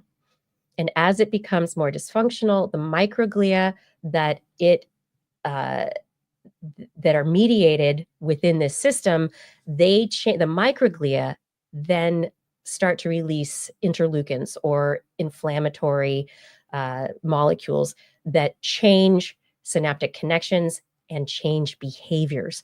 And so they were able to show that these aging mice had bad memories when their lymph system was starting to deteriorate. But then when they flushed everything out and fixed it all up, their memories got better. And so it's this, we've talked about it before in the show, but now they're making a real connection between this lymph system, the meninges, which are the, it's like the skin of the brain inside. And these meninges and the blood flow, the lymph flow, the microglia, those supporting cells, and their little local, cell signals, and the health of the brain. So perhaps if we can keep the waste management of the brain up to par, then we can age healthier with our brains in better functioning form for longer. We will see. Wait, how do we do it though? I want to brain cleanse. How do we get a brain cleanse? Well, right now it's not for you. It is only for the rodents. At this point in time. They get all the good stuff. The rodents get all the good things. It's amazing. It's fantastic. These mouse models, they don't have Alzheimer's. They don't have dementia. Bunch of good-looking mice running around. I know. What about the sharks? Did you hear about the sharks? You were telling me sharks talk? Is that what you were saying? Yeah. Have you ever heard of sharks talking? No. This is a study I wish Blair were here for, and I bet she would have brought it this week. But researchers publishing in Royal Society Open Science, their paper, first evidence ever of active sound production by a shark. Sharks are silent. They're predators usually. Not always, but the jaws sound is not a sound that the shark makes. That'd be terrible. There's a shark. It's a shark. It's coming. Yeah, so that's not a sound that the shark makes. So the question is, do sharks make sound? And people have seen rays and skates, other elasmobranchs, sharks are part of the elasmobranch family, making clicking noises, having calls, and there are usually, like if there are predators are around or if there's danger, there is some amount of these sounds that sometimes it's incidental from swimming or feeding or whatever, but they have shown that there are these clicks that some species can produce. So cowtail stingray produce clicks when approached by divers. 3 batoid species, the blonde ray, the rough skate, and the marbled electric ray, they have short broadband clicks when they get disturbed by divers. And the researchers looking at the skates and the rays, they think of this as like, okay, it's disturbance. The animals are disturbed. And so they're making a sound to tell others, like there's a disturbance, there's a threat. It could also be a clicking to warn what the divers, whatever is disturbing them. But I think it's more so to talk to each other to say, danger, danger, danger, danger. I'm not happy. I'm not happy. I'm not happy. And so these researchers were like, I think we've got this going on in sharks. Let's take a look at sharks. And so then they were like, let's take this one species of shark that is tiny and we can hold it in our hand and it's really sweet and it's nice and we can have it in the laboratory and it's great and we can just do the science and yeah, okay, we're going to use it as a model species. So this is great. So they looked at a particular type of shark known as a rig, Mustellus lenticulatus. Mustellus lenticulatus. And they observed that there were consistent clicking sounds when they are handled underwater. And in this particular study, they showed and they were able to record the first instance ever of captured sharks captured making active sounds for the first time. So I'm going to see if I can create a situation for you all to hear the clicking, and then we can talk about where the clicking came from. How would sharks, little tiny sharks, make clicking sounds? What do you think, Justin? What are like? I don't know. It's some sort of cartilage click thing that they got going, because Great that's all I can question. think of, is that they're all cartilagey, and that they could have a little clicker built into the tail or something that they could wiggle. Other than that, what else has a shark got? Teeth? Are they gnashing their teeth? I don't know. Is it jaw popping? Jaw I have popping. no idea.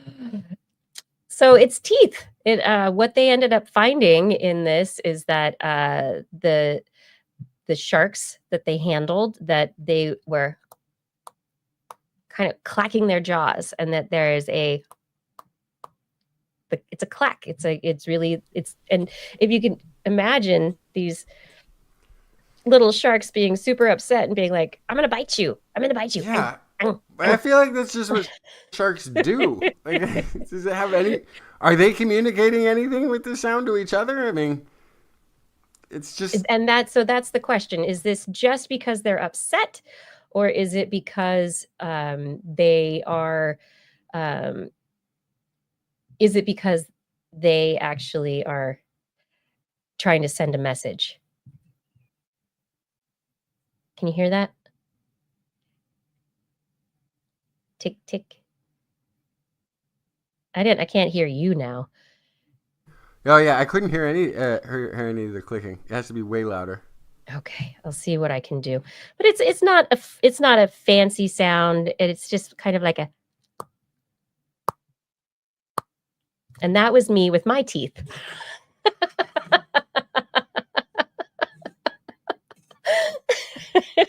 Now, was that you trying to say something, or were you trying to bite the audience? Like, what was happening there? I was trying to bite my microphone. I am disturbed tonight.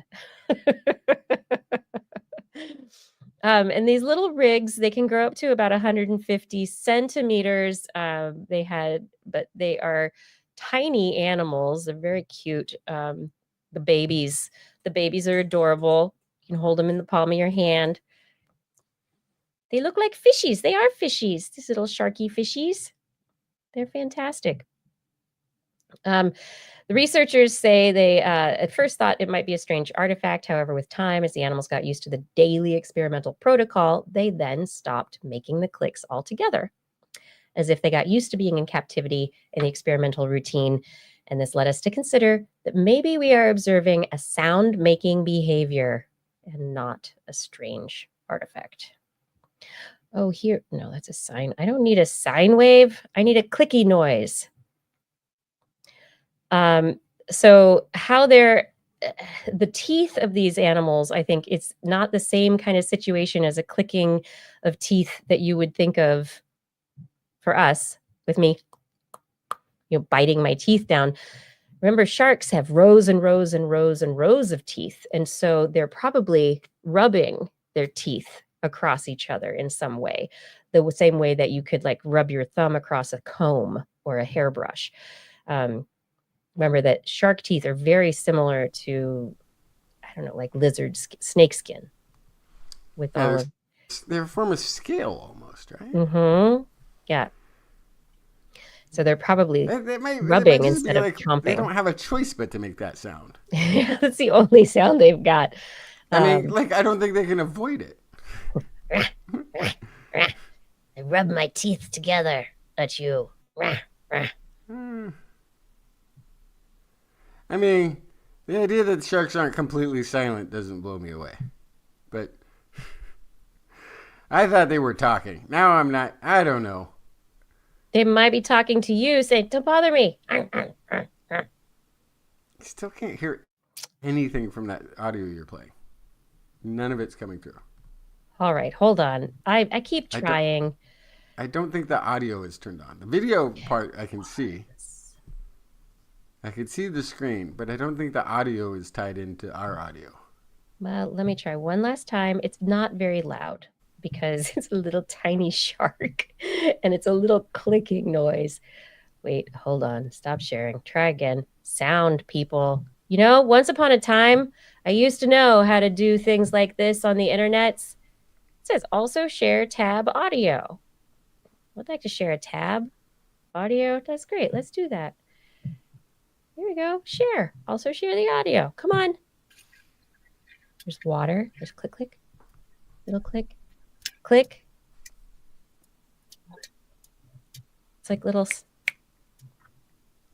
So quiet. Here comes a big one in a little second. A swish, swish, swish. Here comes it.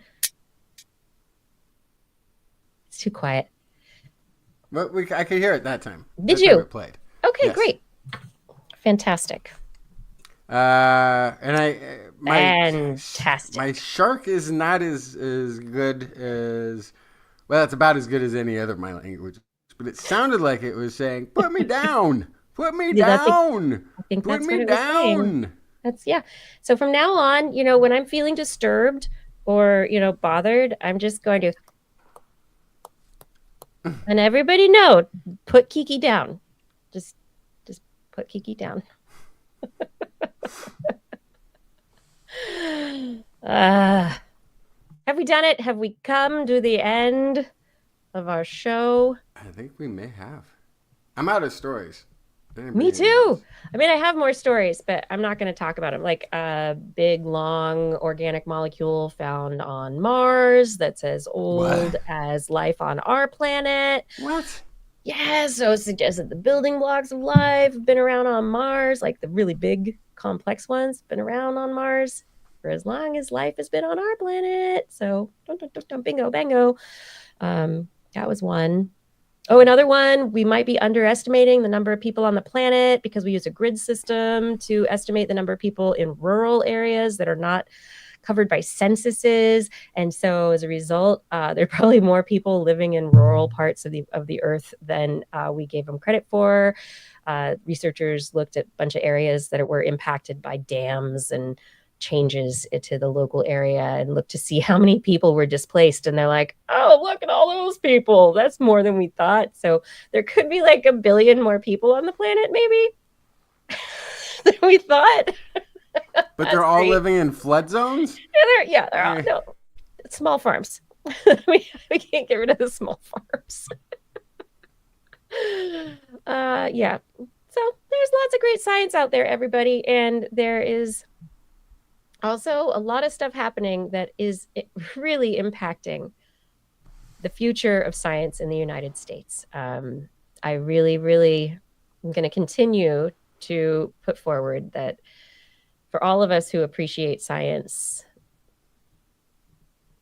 if we can help and write letters to our congresspeople, to our politicians, if we can find ways to help fund science, if we can find ways to support science and education, if we believe in science and education as important to our society, as essential to our society, then we need to figure out how to be a part of supporting their continuance. Because things are getting blown up right now. Everybody, go to sleep. Or if you're in Europe, get up. Go do something. Dr. Kiki's hypnosis show. And now, sleep. That's right. I've been working on you all night. There we go. All right, everyone. Thank you so much for joining us tonight for this episode of This Week in Science. Thank you to all of you who are in the chat rooms tonight, talking about all the stories with us and talking with each other.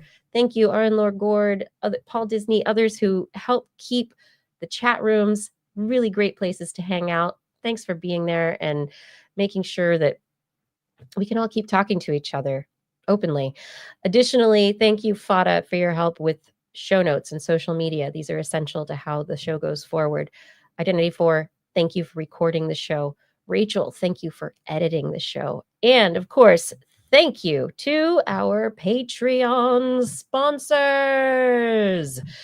Patreon sponsors include Robert W. Farley, Lauren Gifford, Dana Lewis, Eden Mundell, Alan Viola, Aaron Anathema, Arthur Kepler, Craig Potts, Mary Gertz, Teresa Smith, Richard Badge, Bob Coles, Kent Northcote, George Corris, Pierre Velazarb, John Ratnaswamy, Chris Wozniak, Vegard Chefstad, Jonathan Stiles, aka Don Stylo, Ali Coffin, Shubru, Sarah Forfar, Don Mundis, PIG, Stephen Alberon, Daryl Myshak, Andrew Swanson, Fredos 104, Sky Luke, Paul Ronovich, Kevin Reardon, Noodles Jack, Brian Carrington, David E. Youngblood, Sean Clarence Lamb, John McKee, Greg Riley, Mark Hessenflow, Steve Leisman, aka Zima, Ken Hayes, Howard Tan, Christopher Rappin, Richard Brendan Minish, Johnny Gridley, jeez, Remy Day, G. Burton Lattimore, Flying Out, Christopher Dreyer, Artyom, Greg Briggs, John Atwood, Rudy Garcia, Dave Wilkinson, Rodney Lewis, Paul, Philip Shane, Kurt Larson, Craig Landon, Sue Doster, Jason Olds, Dave Neighbor, Eric Knapp, Lon Makes, EO, Adam Mishkan, you too, Mr. Kevin Parachan, Aaron Luthen, Bob Calder, Marjorie, Paul D. Disney, Patrick Pecoraro, and Tony Steele.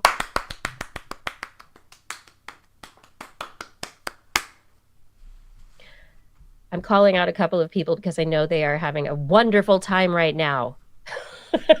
I wish I were there too.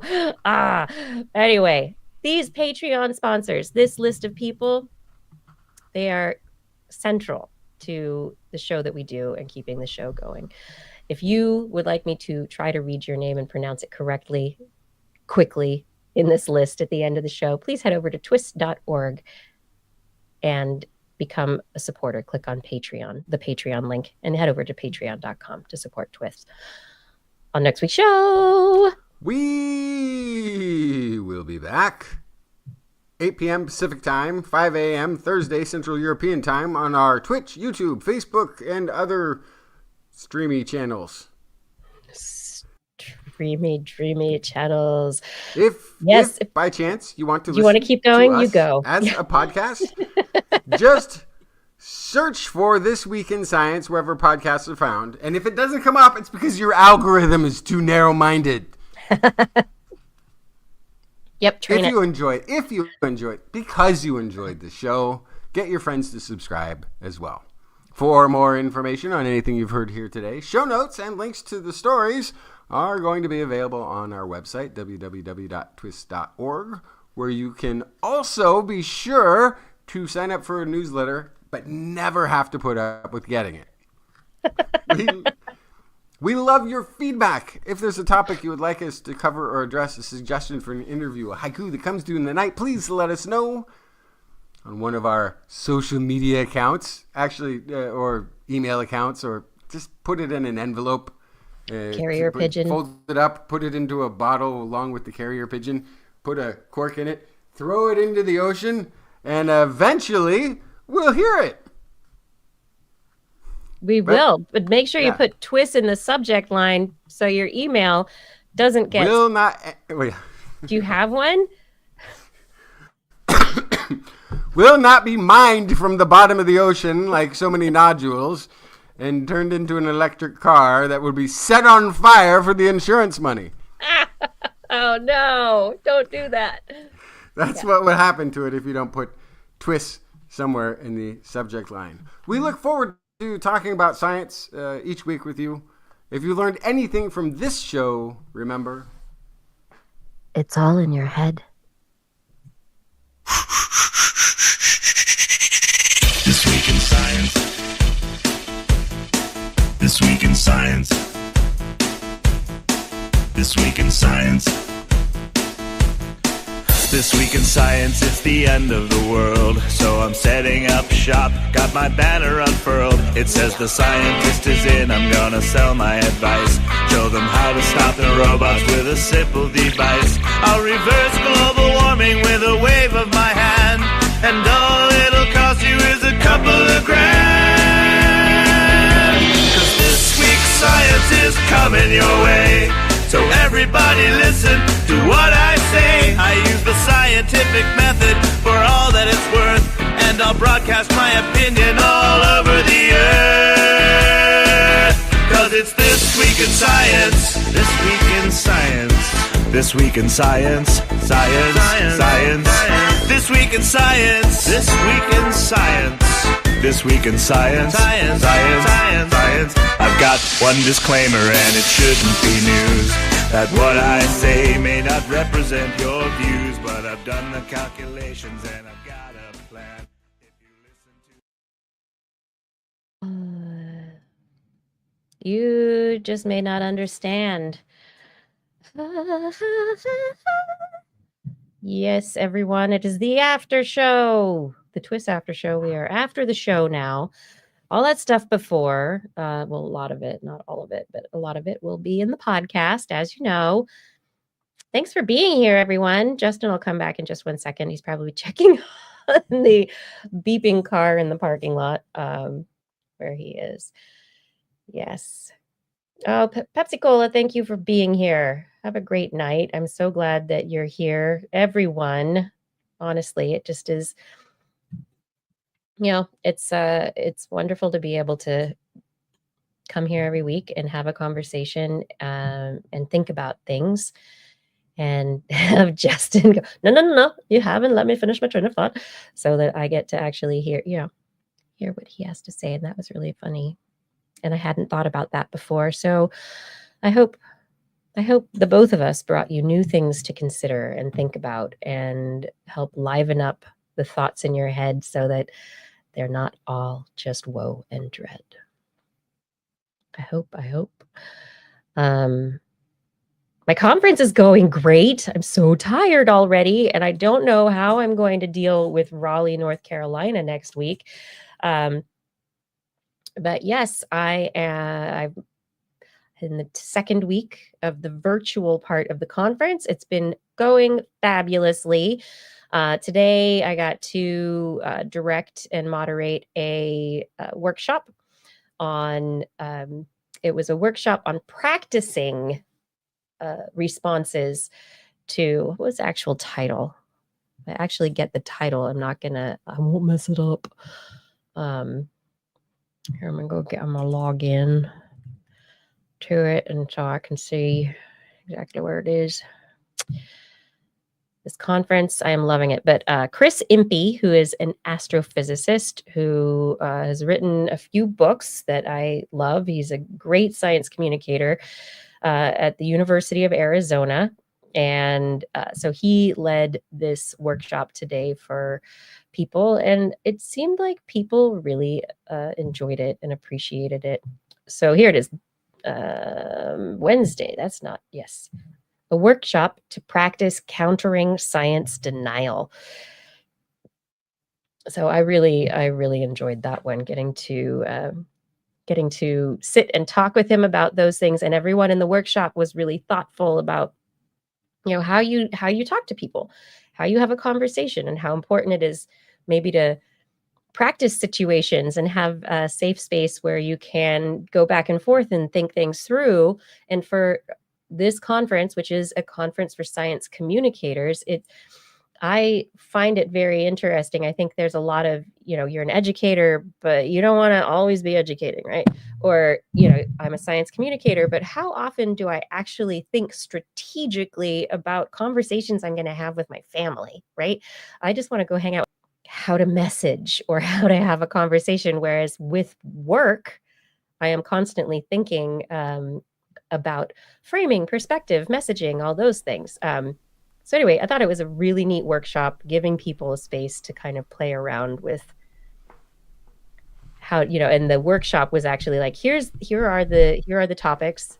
One person be, the science communicator, and the other person be anti-science or be science denialist. And so everybody had to trade positions and go back and forth and come up with, different argumentative points, so it's very, very kind of debate oriented, taking the opposing side and practicing that to be able to really internalize, the process. Yeah. Anyway, it's good. We also had you brought up the search engine thing today, Justin. One of the other workshops today at the conference was unlocking TikTok, how to curate your algorithm. And so the stuff I was talking about came today, like really, like some of it was like, oh yeah, I was reminded in the workshop today. And, she really had people walk through thinking about, okay, if you want to, figure out what's happening in TikTok specifically, but it could be used for other social media or just other public instances, if you want to think through where social commentary is going, what the big trends are, if you put yourself into a search bubble or a search rabbit hole, like you were talking about, you can put yourself in some weird, dark places in TikTok, but then you see what those viral trends are and can maybe start to predict what's going to be popping up and start crafting your content to pre-bunk, to, to be able to talk about this context and situations and really start to actually do some strategic science communication around these things to help educate and give people information that they can use to make their own decisions. Yeah, it's anyway, I'm tired. It's becoming more and more important because we've lost something that was also a problem, which is media gatekeeping, which has been a massive problem. I mean, we can continue to see it on the global warming issue. Like, you don't hear it talked about on the news. Oh, and by the way, you just don't. By the way, apparently, according to science communicators, I learned this week that the term climate change is no longer allowed, and people working for government and others, they're having to come up with other ways to creatively talk about I've got one. Climate change, which I've is got it. Climatia. I know. I told Chris Impey that today, and he what? I was like, yeah. My co-host came up with this. It's like an STD for the earth. We gave it to them. Gave it to it. He laughed. I was like, I know, it's funny. Yes, so I was sharing it today. I did. Everybody wear your carbon caps. It's important for global health. Wacka, wacka, wacka. So I think what you're talking about there, that sounded like a fascinating workshop. Mm-hmm. Yeah, it was great. Trying to counter misinformation is going to be a lot easier if you've been exposed to it. Mm-hmm. You have to understand what the roots of it are. That's exact. Yeah. You know, one of the don't try to combat misinformation until you have really gotten to a point where you understand the person that you're talking and you're not combating, you're just you have to get trust, you have to have a conversation, you have to get to a place where you can actually talk and not just fight, right? Well, maybe that would have been a useful workshop for me. Mine is like learn good verbal combat skills. Would have been the way I would have tried to take the course, but you know, like there is very deliberate misinformation that is not always clear to the consumer what the reason for the misinformation is, and so there's been this long tradition that and sometimes it's not even clear to the person who is sharing it. no, and you know, you hear agenda-driven misinformation come from interesting sources. I remember I was sitting in my car once, and I had this. I think I had an AM radio station that might play sports ball once in a while, but it was a Sunday, and so they had some religious broadcast that was playing. Must have been off season because I only were listening to the football. Okay, so they were talking about climate change from a religious perspective, saying it can't be a problem because man isn't in charge of the environment. God is. Yep. Now, you don't want to get into a religious argument over this, but you want to maybe point out that doesn't it seem odd to you that a conservative radio station with conservative ownerships who have their fingers in the oil industry also have a religious show that's talking about a subject that has nothing really to do with religion for some reason? And is it possible that the person delivering the message isn't doing so for as a representative so much of a religious viewpoint as they But are this doing is so the for. this is the Is your source compromised in this some is way? the sullying of trust, right? It's the misuse of credibility. It's they have a relationship through religion, and the trust is there inherently because of the connection, and yet they are misusing that connection for their own gain or for the furtherance of an agenda that will lead to the gain of a particular group. And that's the thing that just bothers me the most. But you're not going to get, because if you're not part of that religion, if you're not somebody who's in that group, you're out group. So if you're going to have a conversation, you then have to come in and find a way to talk about it from a different perspective, either non-religious, so financial, or from the perspective of love thy neighbor, or, do no harm, like try to find tenets that their faith is based on and find a way to come at it from, a framing that plays from those perspectives. I don't think about this ever.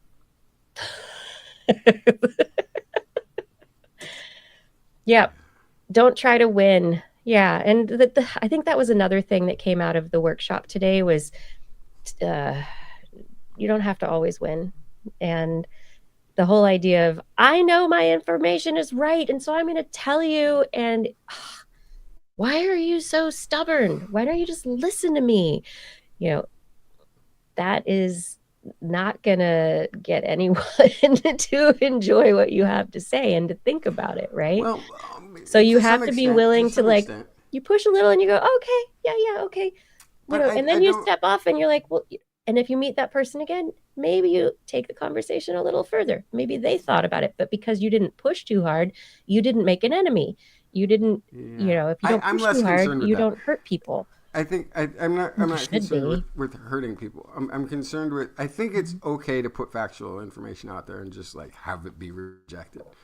Absolutely. But you can't have an emotional response to if they have an emotional response to the factual information, you can't then have an emotional response to their stubbornness or, whatever. You have to understand, there has to be compassion, and you have to allow dialogue. Some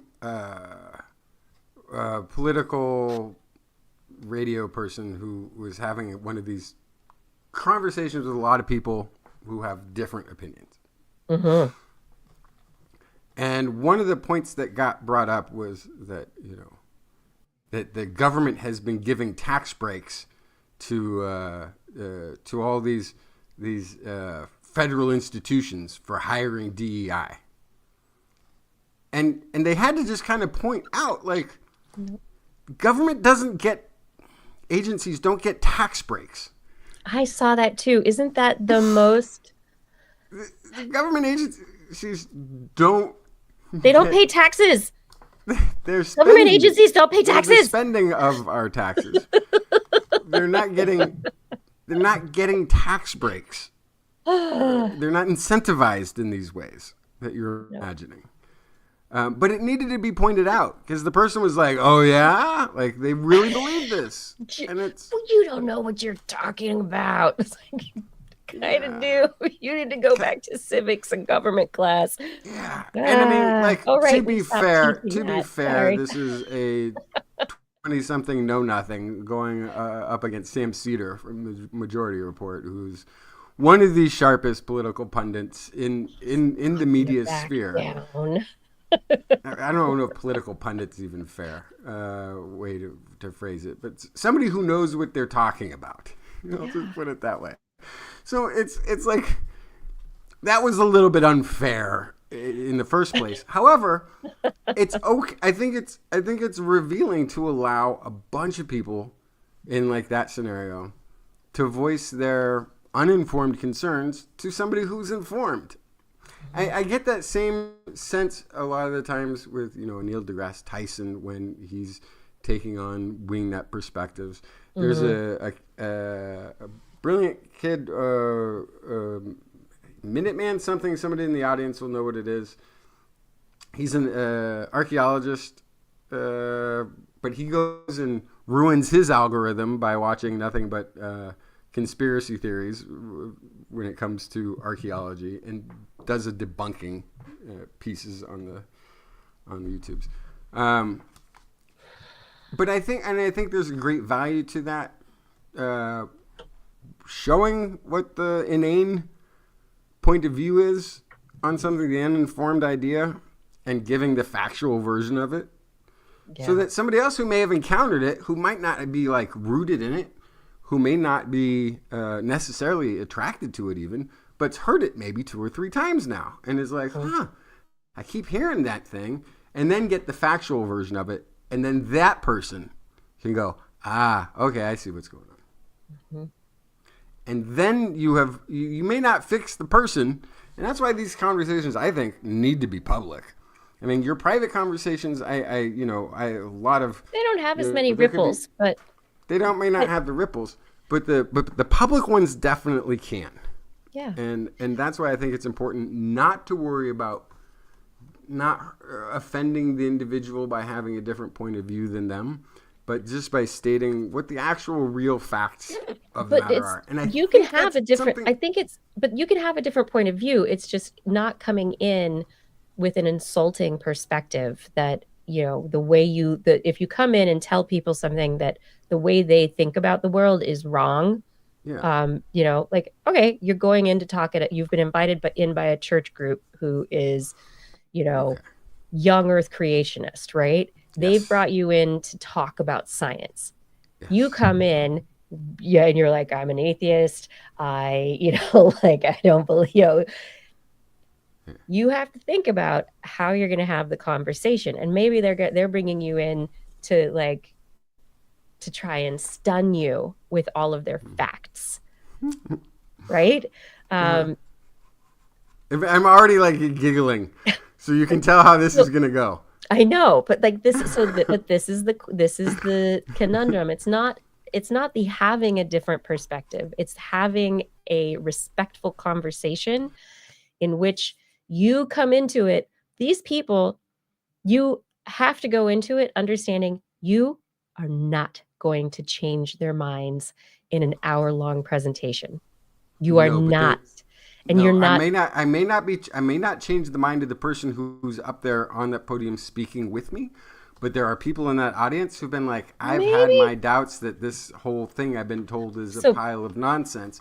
And I can point out why it's a pile of nonsense, and then they can go, if you come at it, though, this is a pile of nonsense, you're in their house telling them that their clothes are dirty, that their food is rotten.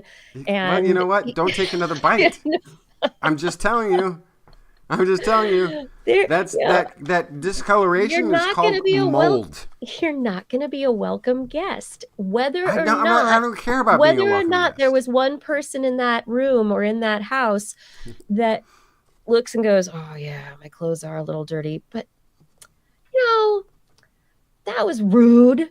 I can't, dude. And they're just mad at you then because you came in and you insulted their family. So you come in and insult somebody's family, even though they know that their clothes are dirty and their food is rotten and whatever. You insult their family and they're like, I can't talk to you. As much as they might have been ready to, they're not going to, because you insulted a thing that is dear to them, even though they might be trying to find a way out. It's still. I guess you got to think about that. I hear you, but I guess part of my resistance to that is that I honestly think this world of ideas right now is a knife fight, and if one side keeps coming in trying to find common ground that we can just agree on, I'll make you feel okay with wanting to deport people without due process. I can see where you're coming from on wanting to defund science or wanting to defund programs that help the poor, the needy, the hungry. I think it's a reasonable thing that you're doing. Like, no, like you're a freaking animal. What are you doing? This isn't even your money. Like, that's where my tax dollars go to. You can pretend all of your tax dollars go to bombs in foreign countries, and I can pretend all of my tax dollars go to feed hungry people. And that's how we've done it through taxation, by doing all of those things, where some of it goes to things you totally disagree with, but somebody else thinks that's a great idea. And so that's, we can pretend that's where their tax dollars went. And my tax society, it's called compromise. That went to the things that you don't like. That's where my money went to. Yeah. And if that's offensive to them, then they're anti-American. No. That's all it is. This is where the live conversation. In your theocratic society that you wish you did. But I think that this is the place where you can connect with a lot of people. So we're going to move away from the religion issue, but we can talk about the other issues related to the. I don't like paying taxes. I don't believe in all the government is too big. These are big talking points, right? The psychology of that, and of course. I think people know that not all your tax dollars are being spent as efficiently as possible. So the basic concept of government efficiency, I'd like all my tax dollars to be spent the best way possible. Everything going to the best investment possible. Then we're down to two teams playing every year. No right? Pork barrel. No. Then we're down to the same two teams playing every year. Okay, and no other teams practicing. There's no other teams practicing. Yeah, there's no other teams out on the field, right? Nobody else gets to play, and that's not because they're not the best and most efficient, with the chance of winning this year. So then get rid of them. Why are they even in the league? Now we just have one really efficient team. Yay, they won again. But I think at this point the conversation about science and the funding of these efforts. You can start talking about things that are closer to home with people. So take it away from the big, big conceptual stuff, but start talking about, your dad has cancer? Oh, yeah. Okay. Oh, well, he has a cancer that is rare and, usually only happens in women. Okay. Well, yeah. Oh my gosh. That they just, they decided that kind of research isn't worth money anymore, and so that funding was cut because you can start talking about how the cuts to spending on grants are going to delay and even stop treatments for being available. It's going to destroy. Your family works for universities in this particular state. But everybody's losing their jobs now. Yeah, that is a result of government cut. And if you start teaching about how the money, the cut here led here to your friend losing a job or your family losing, suddenly you're in their lives. Right, but this is also, that strategy is exactly what the Democratic Party has done. Is they've waited for the aftermath of yet another Republican administration. There should not have been the waiting. That should not have been wait. I'm not going to talk about the DNC because they've done it wrong the whole time. But this is what I'm talking about. Is that they're not even nice. In retrospect, you'll be right. But you were talking about until retrospect. I'm talking about an aggressive, assertive voice for saying now ahead of it what's wrong and where things are going. This is what I think. Why when you see Bernie Sanders bringing out, tens of thousands of people in the state of Arizona. But this is somebody who's aggressively speaking truth. Speaking honed messaging that is simple, messaging that is very clearly framed, that is not all these different things and how it's this one thing. Think about this one thing. This is what we do. Problem, solution. He's honed it into very, very clear messages. And the Democrats generally it's like, but we don't we need organic food and we need this over here, animal rights, and we need this vaccines and masks, blah, blah, blah, blah, blah, and it's like they can't make up their mind. And so nobody can get behind what they want to do because they can't even get behind what they want to do because all they really want to do is sow confusion because they're on the same money train as everybody else. But I'm not politics and not science anymore. But to bring it back to science, my point is, put Kiki down. My point is, you need. I think it's more effective to have aggressive communication. I think Neil deGrasse Tyson does that. I think a lot of his conversations, when he's shooting down an idea, he does it pretty brutally, and I think it's pretty effective. And I think there needs to be more of that from the scientific community. But you have it in a conversation where the people having the conversation respect each other, and they're able to have a brutal, clear conversation without falling into name calling. Okay. Without falling into one side that's been trying that, and the other side that's been name calling and labeling people. Mm-hmm. And that side's won. So now, do you want to change your strategy, or do you still think it's the right strategy? It won't work It won't run a country, it won't progress science. But that tactic has been working. Yes, it has been. Yes, and I absolutely agree. And this is a big discussion now, actually, because people are like, "Oh yeah, well we need the Democrat or progressive version of I don't know, name Tucker Carlson or what you name one of the Republican conservative talking heads. Even Joe Rogan has got an open mind. I'm just asking questions. He's such a tool. Yeah, but he is a tool of people in the system. He is actually a tool being used, and it's amazing.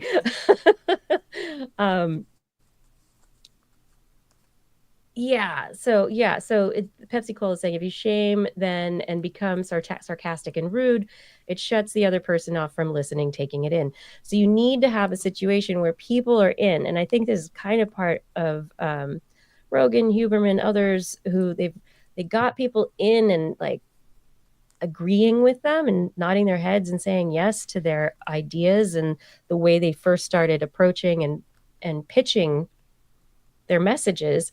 And then as they moved, they took their position and they moved it along the spectrum of kind of where things were. It's not center anymore, not even close to center, but people kept nodding along and saying yeah because they already trusted. They already were able to accept that this situation was a place where people came and trusted the host to have a good conversation, and so they could trust that. It could always be trusted.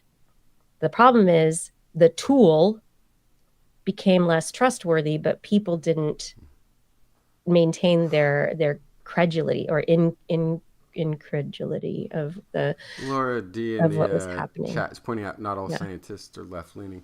No, but here's the point. This is the point. It's true, right? I know that. They are now. Oh my gosh, I've seen so many letters from conservative researchers who are like, I didn't realize this was going to happen. Leopards are eating my face. Yeah, I lost all my funding. Because left leaning is no more. That's from center that you're talking about, right? Yeah. Where the right is, left a lot of centrists and right, conservatives on the left side of that spectrum because they've gone so far. The goalposts have moved. I mean, you have to say, well, this isn't, there's MAGA and there's Republicans. No, it's the Republican Party now. This is it what is now, this but is what it is MAGA. It's unidentifiable the same. It's anti-science. So if you hold the desire for research to continue, regardless about whether you think there should be a flat tax or a progressive tax, whether or not you think that nobody should have you're religious, you're not marriage. Religious. No, none of that matters. None of it matters. Your science is not getting funded. Your social politics is long gone compared to what's happened. Yeah. I thought that the ivory tower would protect me from the leopards. Somehow the leopards are snow leopards. Laws Already, by the way. I know. They're already changing election rules. They're wanting people to show up in person and take tests in certain states and get certain types of IDs that prove that they're... Yeah. I'm actually It'll be fun. very glad that I did not take my husband's last name, because I don't have an issue with there being a difference between my name now and my name when I was given a birth certificate, which is going to be an issue for people. Ah, got you. Yeah. Oh. Yep. It's going to be an issue. Yeah. Oh, you got married? Sorry, you can't vote. Yeah. They're trying to, Doesn't yeah. match your birth certificate. This USPS and mail-in voting. I love mail-in voting. It's so awesome. Not at all. It's that here in Oregon, I do it at home at my kitchen table with Kai, and we talk about the different things. And we talked about this year, like the ranked choice voting on some of the ballot, and we talked about how it's better and how it was also confusing, and we had a whole conversation. I was able to do it at home. And then he went with me when I went and I took it to the post office. That's great. That not all scientists are left-leaning. It's got me thinking too. Like, not all immigrants are left-leaning. No. Yeah, some of them are very conservative. Some of them that got deported actually were Trump supporters. I voted for him. What? I can't believe that, Kiki. No. How could you? No, not me. I'm not telling anybody what I voted for or who. Which robot I voted for. Seriously, Laura D, time for the ladies or anybody. Like, the name change issue can be a big deal. Yeah, I mean, the whole idea is that it's going to impact immigrants and the name change. But no. Okay. The abysmal logical fallacies. Yes. Everybody, cognitive dissonance, affective dissonance, these things are real and they impact every single one of us. You don't think you have dissonance? Check your biases. Figure out where, because you do. All of us do at some place in our lives. It's not just, those people. It's not some people and not others. And I think there is a left-right sort of divide somewhere along the lines of empathy where I always hear these voices on the right who change their opinion because something happened that affected them. It rained. Could you not imagine all the other people who've been affected by this before it affected your family? No, apparently not. Apparently that was impossible. Yep. From experience, though. Okay, so a point of data, an anecdote, if you will. Having a child made me realize what a jerk I was. Where previously in my life, I had looked at the world from the perspective of a childless human being. First, a single white female, and then in a partnership with another person. But up to that point, all my decisions were very selfish. Where do I want to go to dinner? How loud is the airport supposed to be? Oh my gosh, why doesn't that parent turn down their child? Oh my gosh. There are certain ways of thinking that you actually, as much as you think you're aware, until it happens to you, it is impossible. And this is the thing. You cannot, it's hard to walk in another person's shoes, right? You can't picture yourself in those shoes. I mean, how do you know what it's like to walk in a pair of size 16 army boots? How do you know what it's like, I tell you, this is the point that I've Yep. probably made every week. Turn down your child, ma'am. Yep. I've probably made this point every week this year, and I probably will be making this point every week this year. this dismantling of government with the idea of building a new society out of it. But this is also something this that is the tech pro Republican utopia, and it has nothing to do with how the government actually works. They've got these people doing this. Neocons have been doing this. We normally do this destabilization to Silicon other Valley. countries. They don't know what the heck the government does. They have no clue. They've got like 24-year-olds who code. These kids have never picked up anything other than their laptop. It's exactly what the neocon agenda was for years, where they were going to remake the Middle East, or before that, they were going to remake South American governments into these corporate democracies. Like, this is what they've been trying to do over and over again. It's just people are now like shocked. Why? Because it's happening here. Oh, but I can't believe they would do this. Well, that's the way they've been operating for a long time. Just not in your house. Yep. Everyone should work in food service. Everyone who don't pay taxes are now telling us that we're fraudsters for spending our tax dollars. The heck? Where do you get off? I don't want any corporation. Are you telling jokes? So many jokes. Oh my gosh. I gotta go to bed. I'm tired. I will tell you, I do not have empathy for all of those people with very wrong ideas who are getting offended by the truth, because I now understand they've been stuck in these narrow algorithms that have been that's telling hard to them think about it. Yeah. that things that are in their worst interest are the moral righteous path that they should be walking. I mean, it's not even just though it's ridiculous. Listening to Fox News or I didn't say that out loud. Listening to a certain radio station or a certain TV show. It's not just that. Working class. It's the algorithm with a feedback loop. Yeah.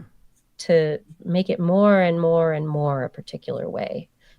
Which is what those media channels that we're discussing also. But now it's even more. Now it's even more. Now you can, yeah. Now you can get it even more extreme. Any side. We could go so extreme progressive. It's not even crazy. It is crazy.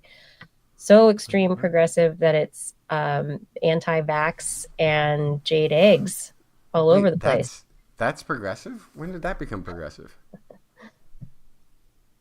There is a certain place where there's this extremist, it's like a circle, I think, where at a certain point, the extremist positions, they almost come back and touch again.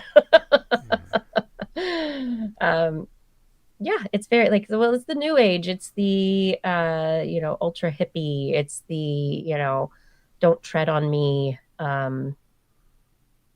I think you can, right. I think your politics. I'm going to take my supplements and, I think your general political entrenchment may not correlate to your informedness of things.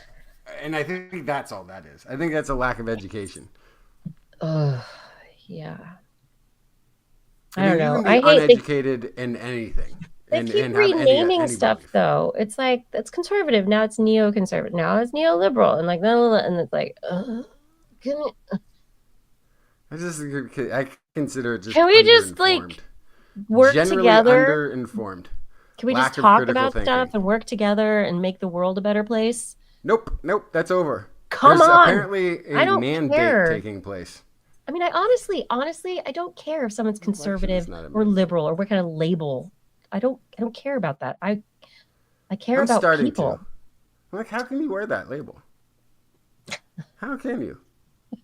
I mean, I really don't like wearing brand stuff aside from my own on my clothes. The Department of Government Efficiency, the dodgy folks, the head of that, Zeke Heil did a Nazi salute. That was a while ago. That's old news. Oh, is that old?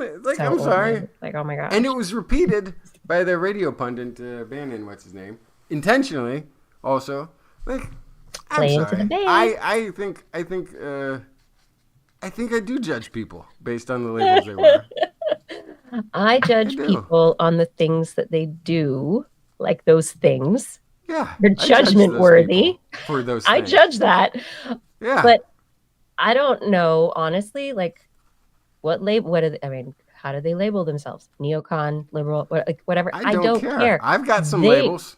I There's will. some I can't say on the air. That's exactly right. Yeah, that would be the stuff that Rachel would have to edit out if this were part of the edited show.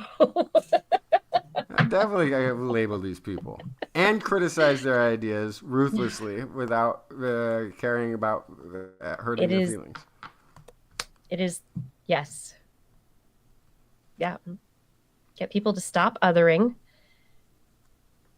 and to really, I mean, seriously, the humanity of it all. There are so many people being harmed right now, and it hurts my heart. It hurts my head, and it hurts my heart. And yeah, try to do right. The marked, maybe labels help people to hate, and I think you are right on with that. When you have a name to call somebody, you can use it. Yeah, that's why. I just want to work with people to do good things. Okay, everybody, let's all go do good things in our world. You have a place in a world and people, and you can connect with those people, and you can send little ripples. I'm going to come back again. Joy germs, everybody. It's okay to have joy germs. The one thing you don't have to mask against. That's more critical thinking people. Yeah. More critical thinking. Yes. We can be outspoken, kind, and logical. Yes. It is possible. And I think, I'm not against what you're saying. I think we're saying similar things. There are different places and times to say different things, different situations, right? And like you were saying, being aggressive and having straightforward messaging, and just people like clear, solid, firm messages that they can hear them, repeat them, internalize them, and spread them. Joy burgers. Yeah, Paul Disney. Don't do it. I got joy. I'm going to put it on you. Yeah, put my booger on you. There you go. All right. You going to go have joy? Well, I feel like I need to write a post on social media reminding certain car brand owners to hang out and listen to not to burn down their own cars for insurance money. You need to not do that. Don't do it, everyone. Don't do it.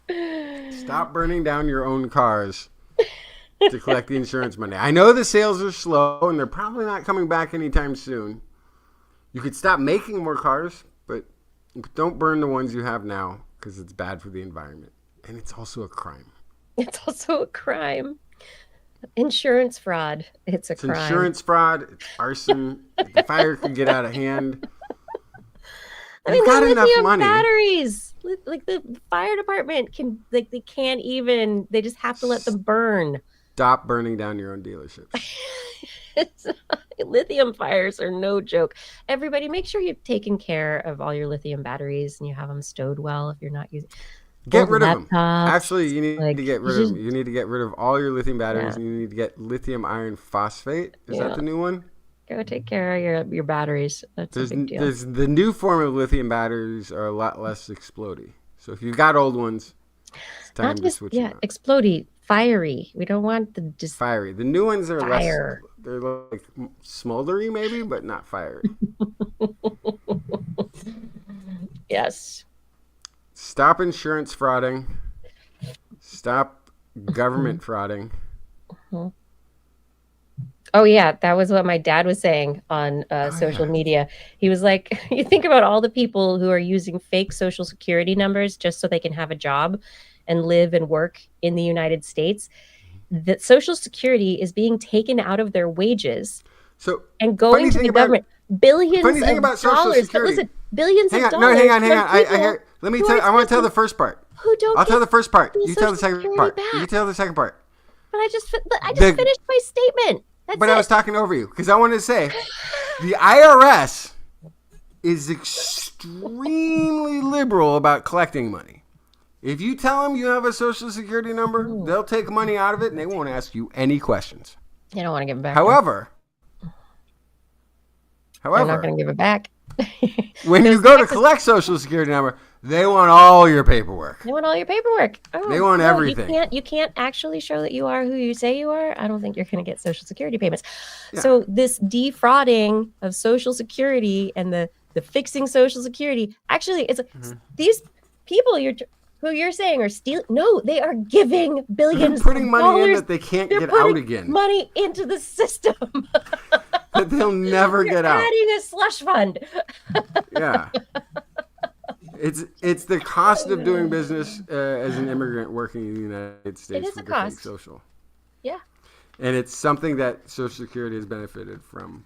The whole time. And nobody talks about that. It's like all these dead people taking Social Security.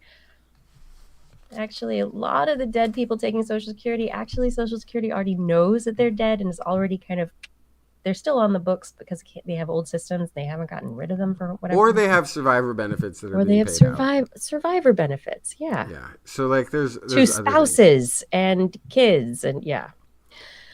I know, right? Right, Paul? I want to be defrauded by people paying me money and then they get nothing in return.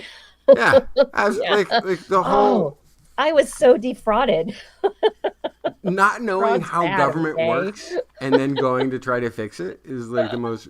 It's like anything else. I don't know how a car works, but I feel like if I deflate the tires, it'll have better traction. Well...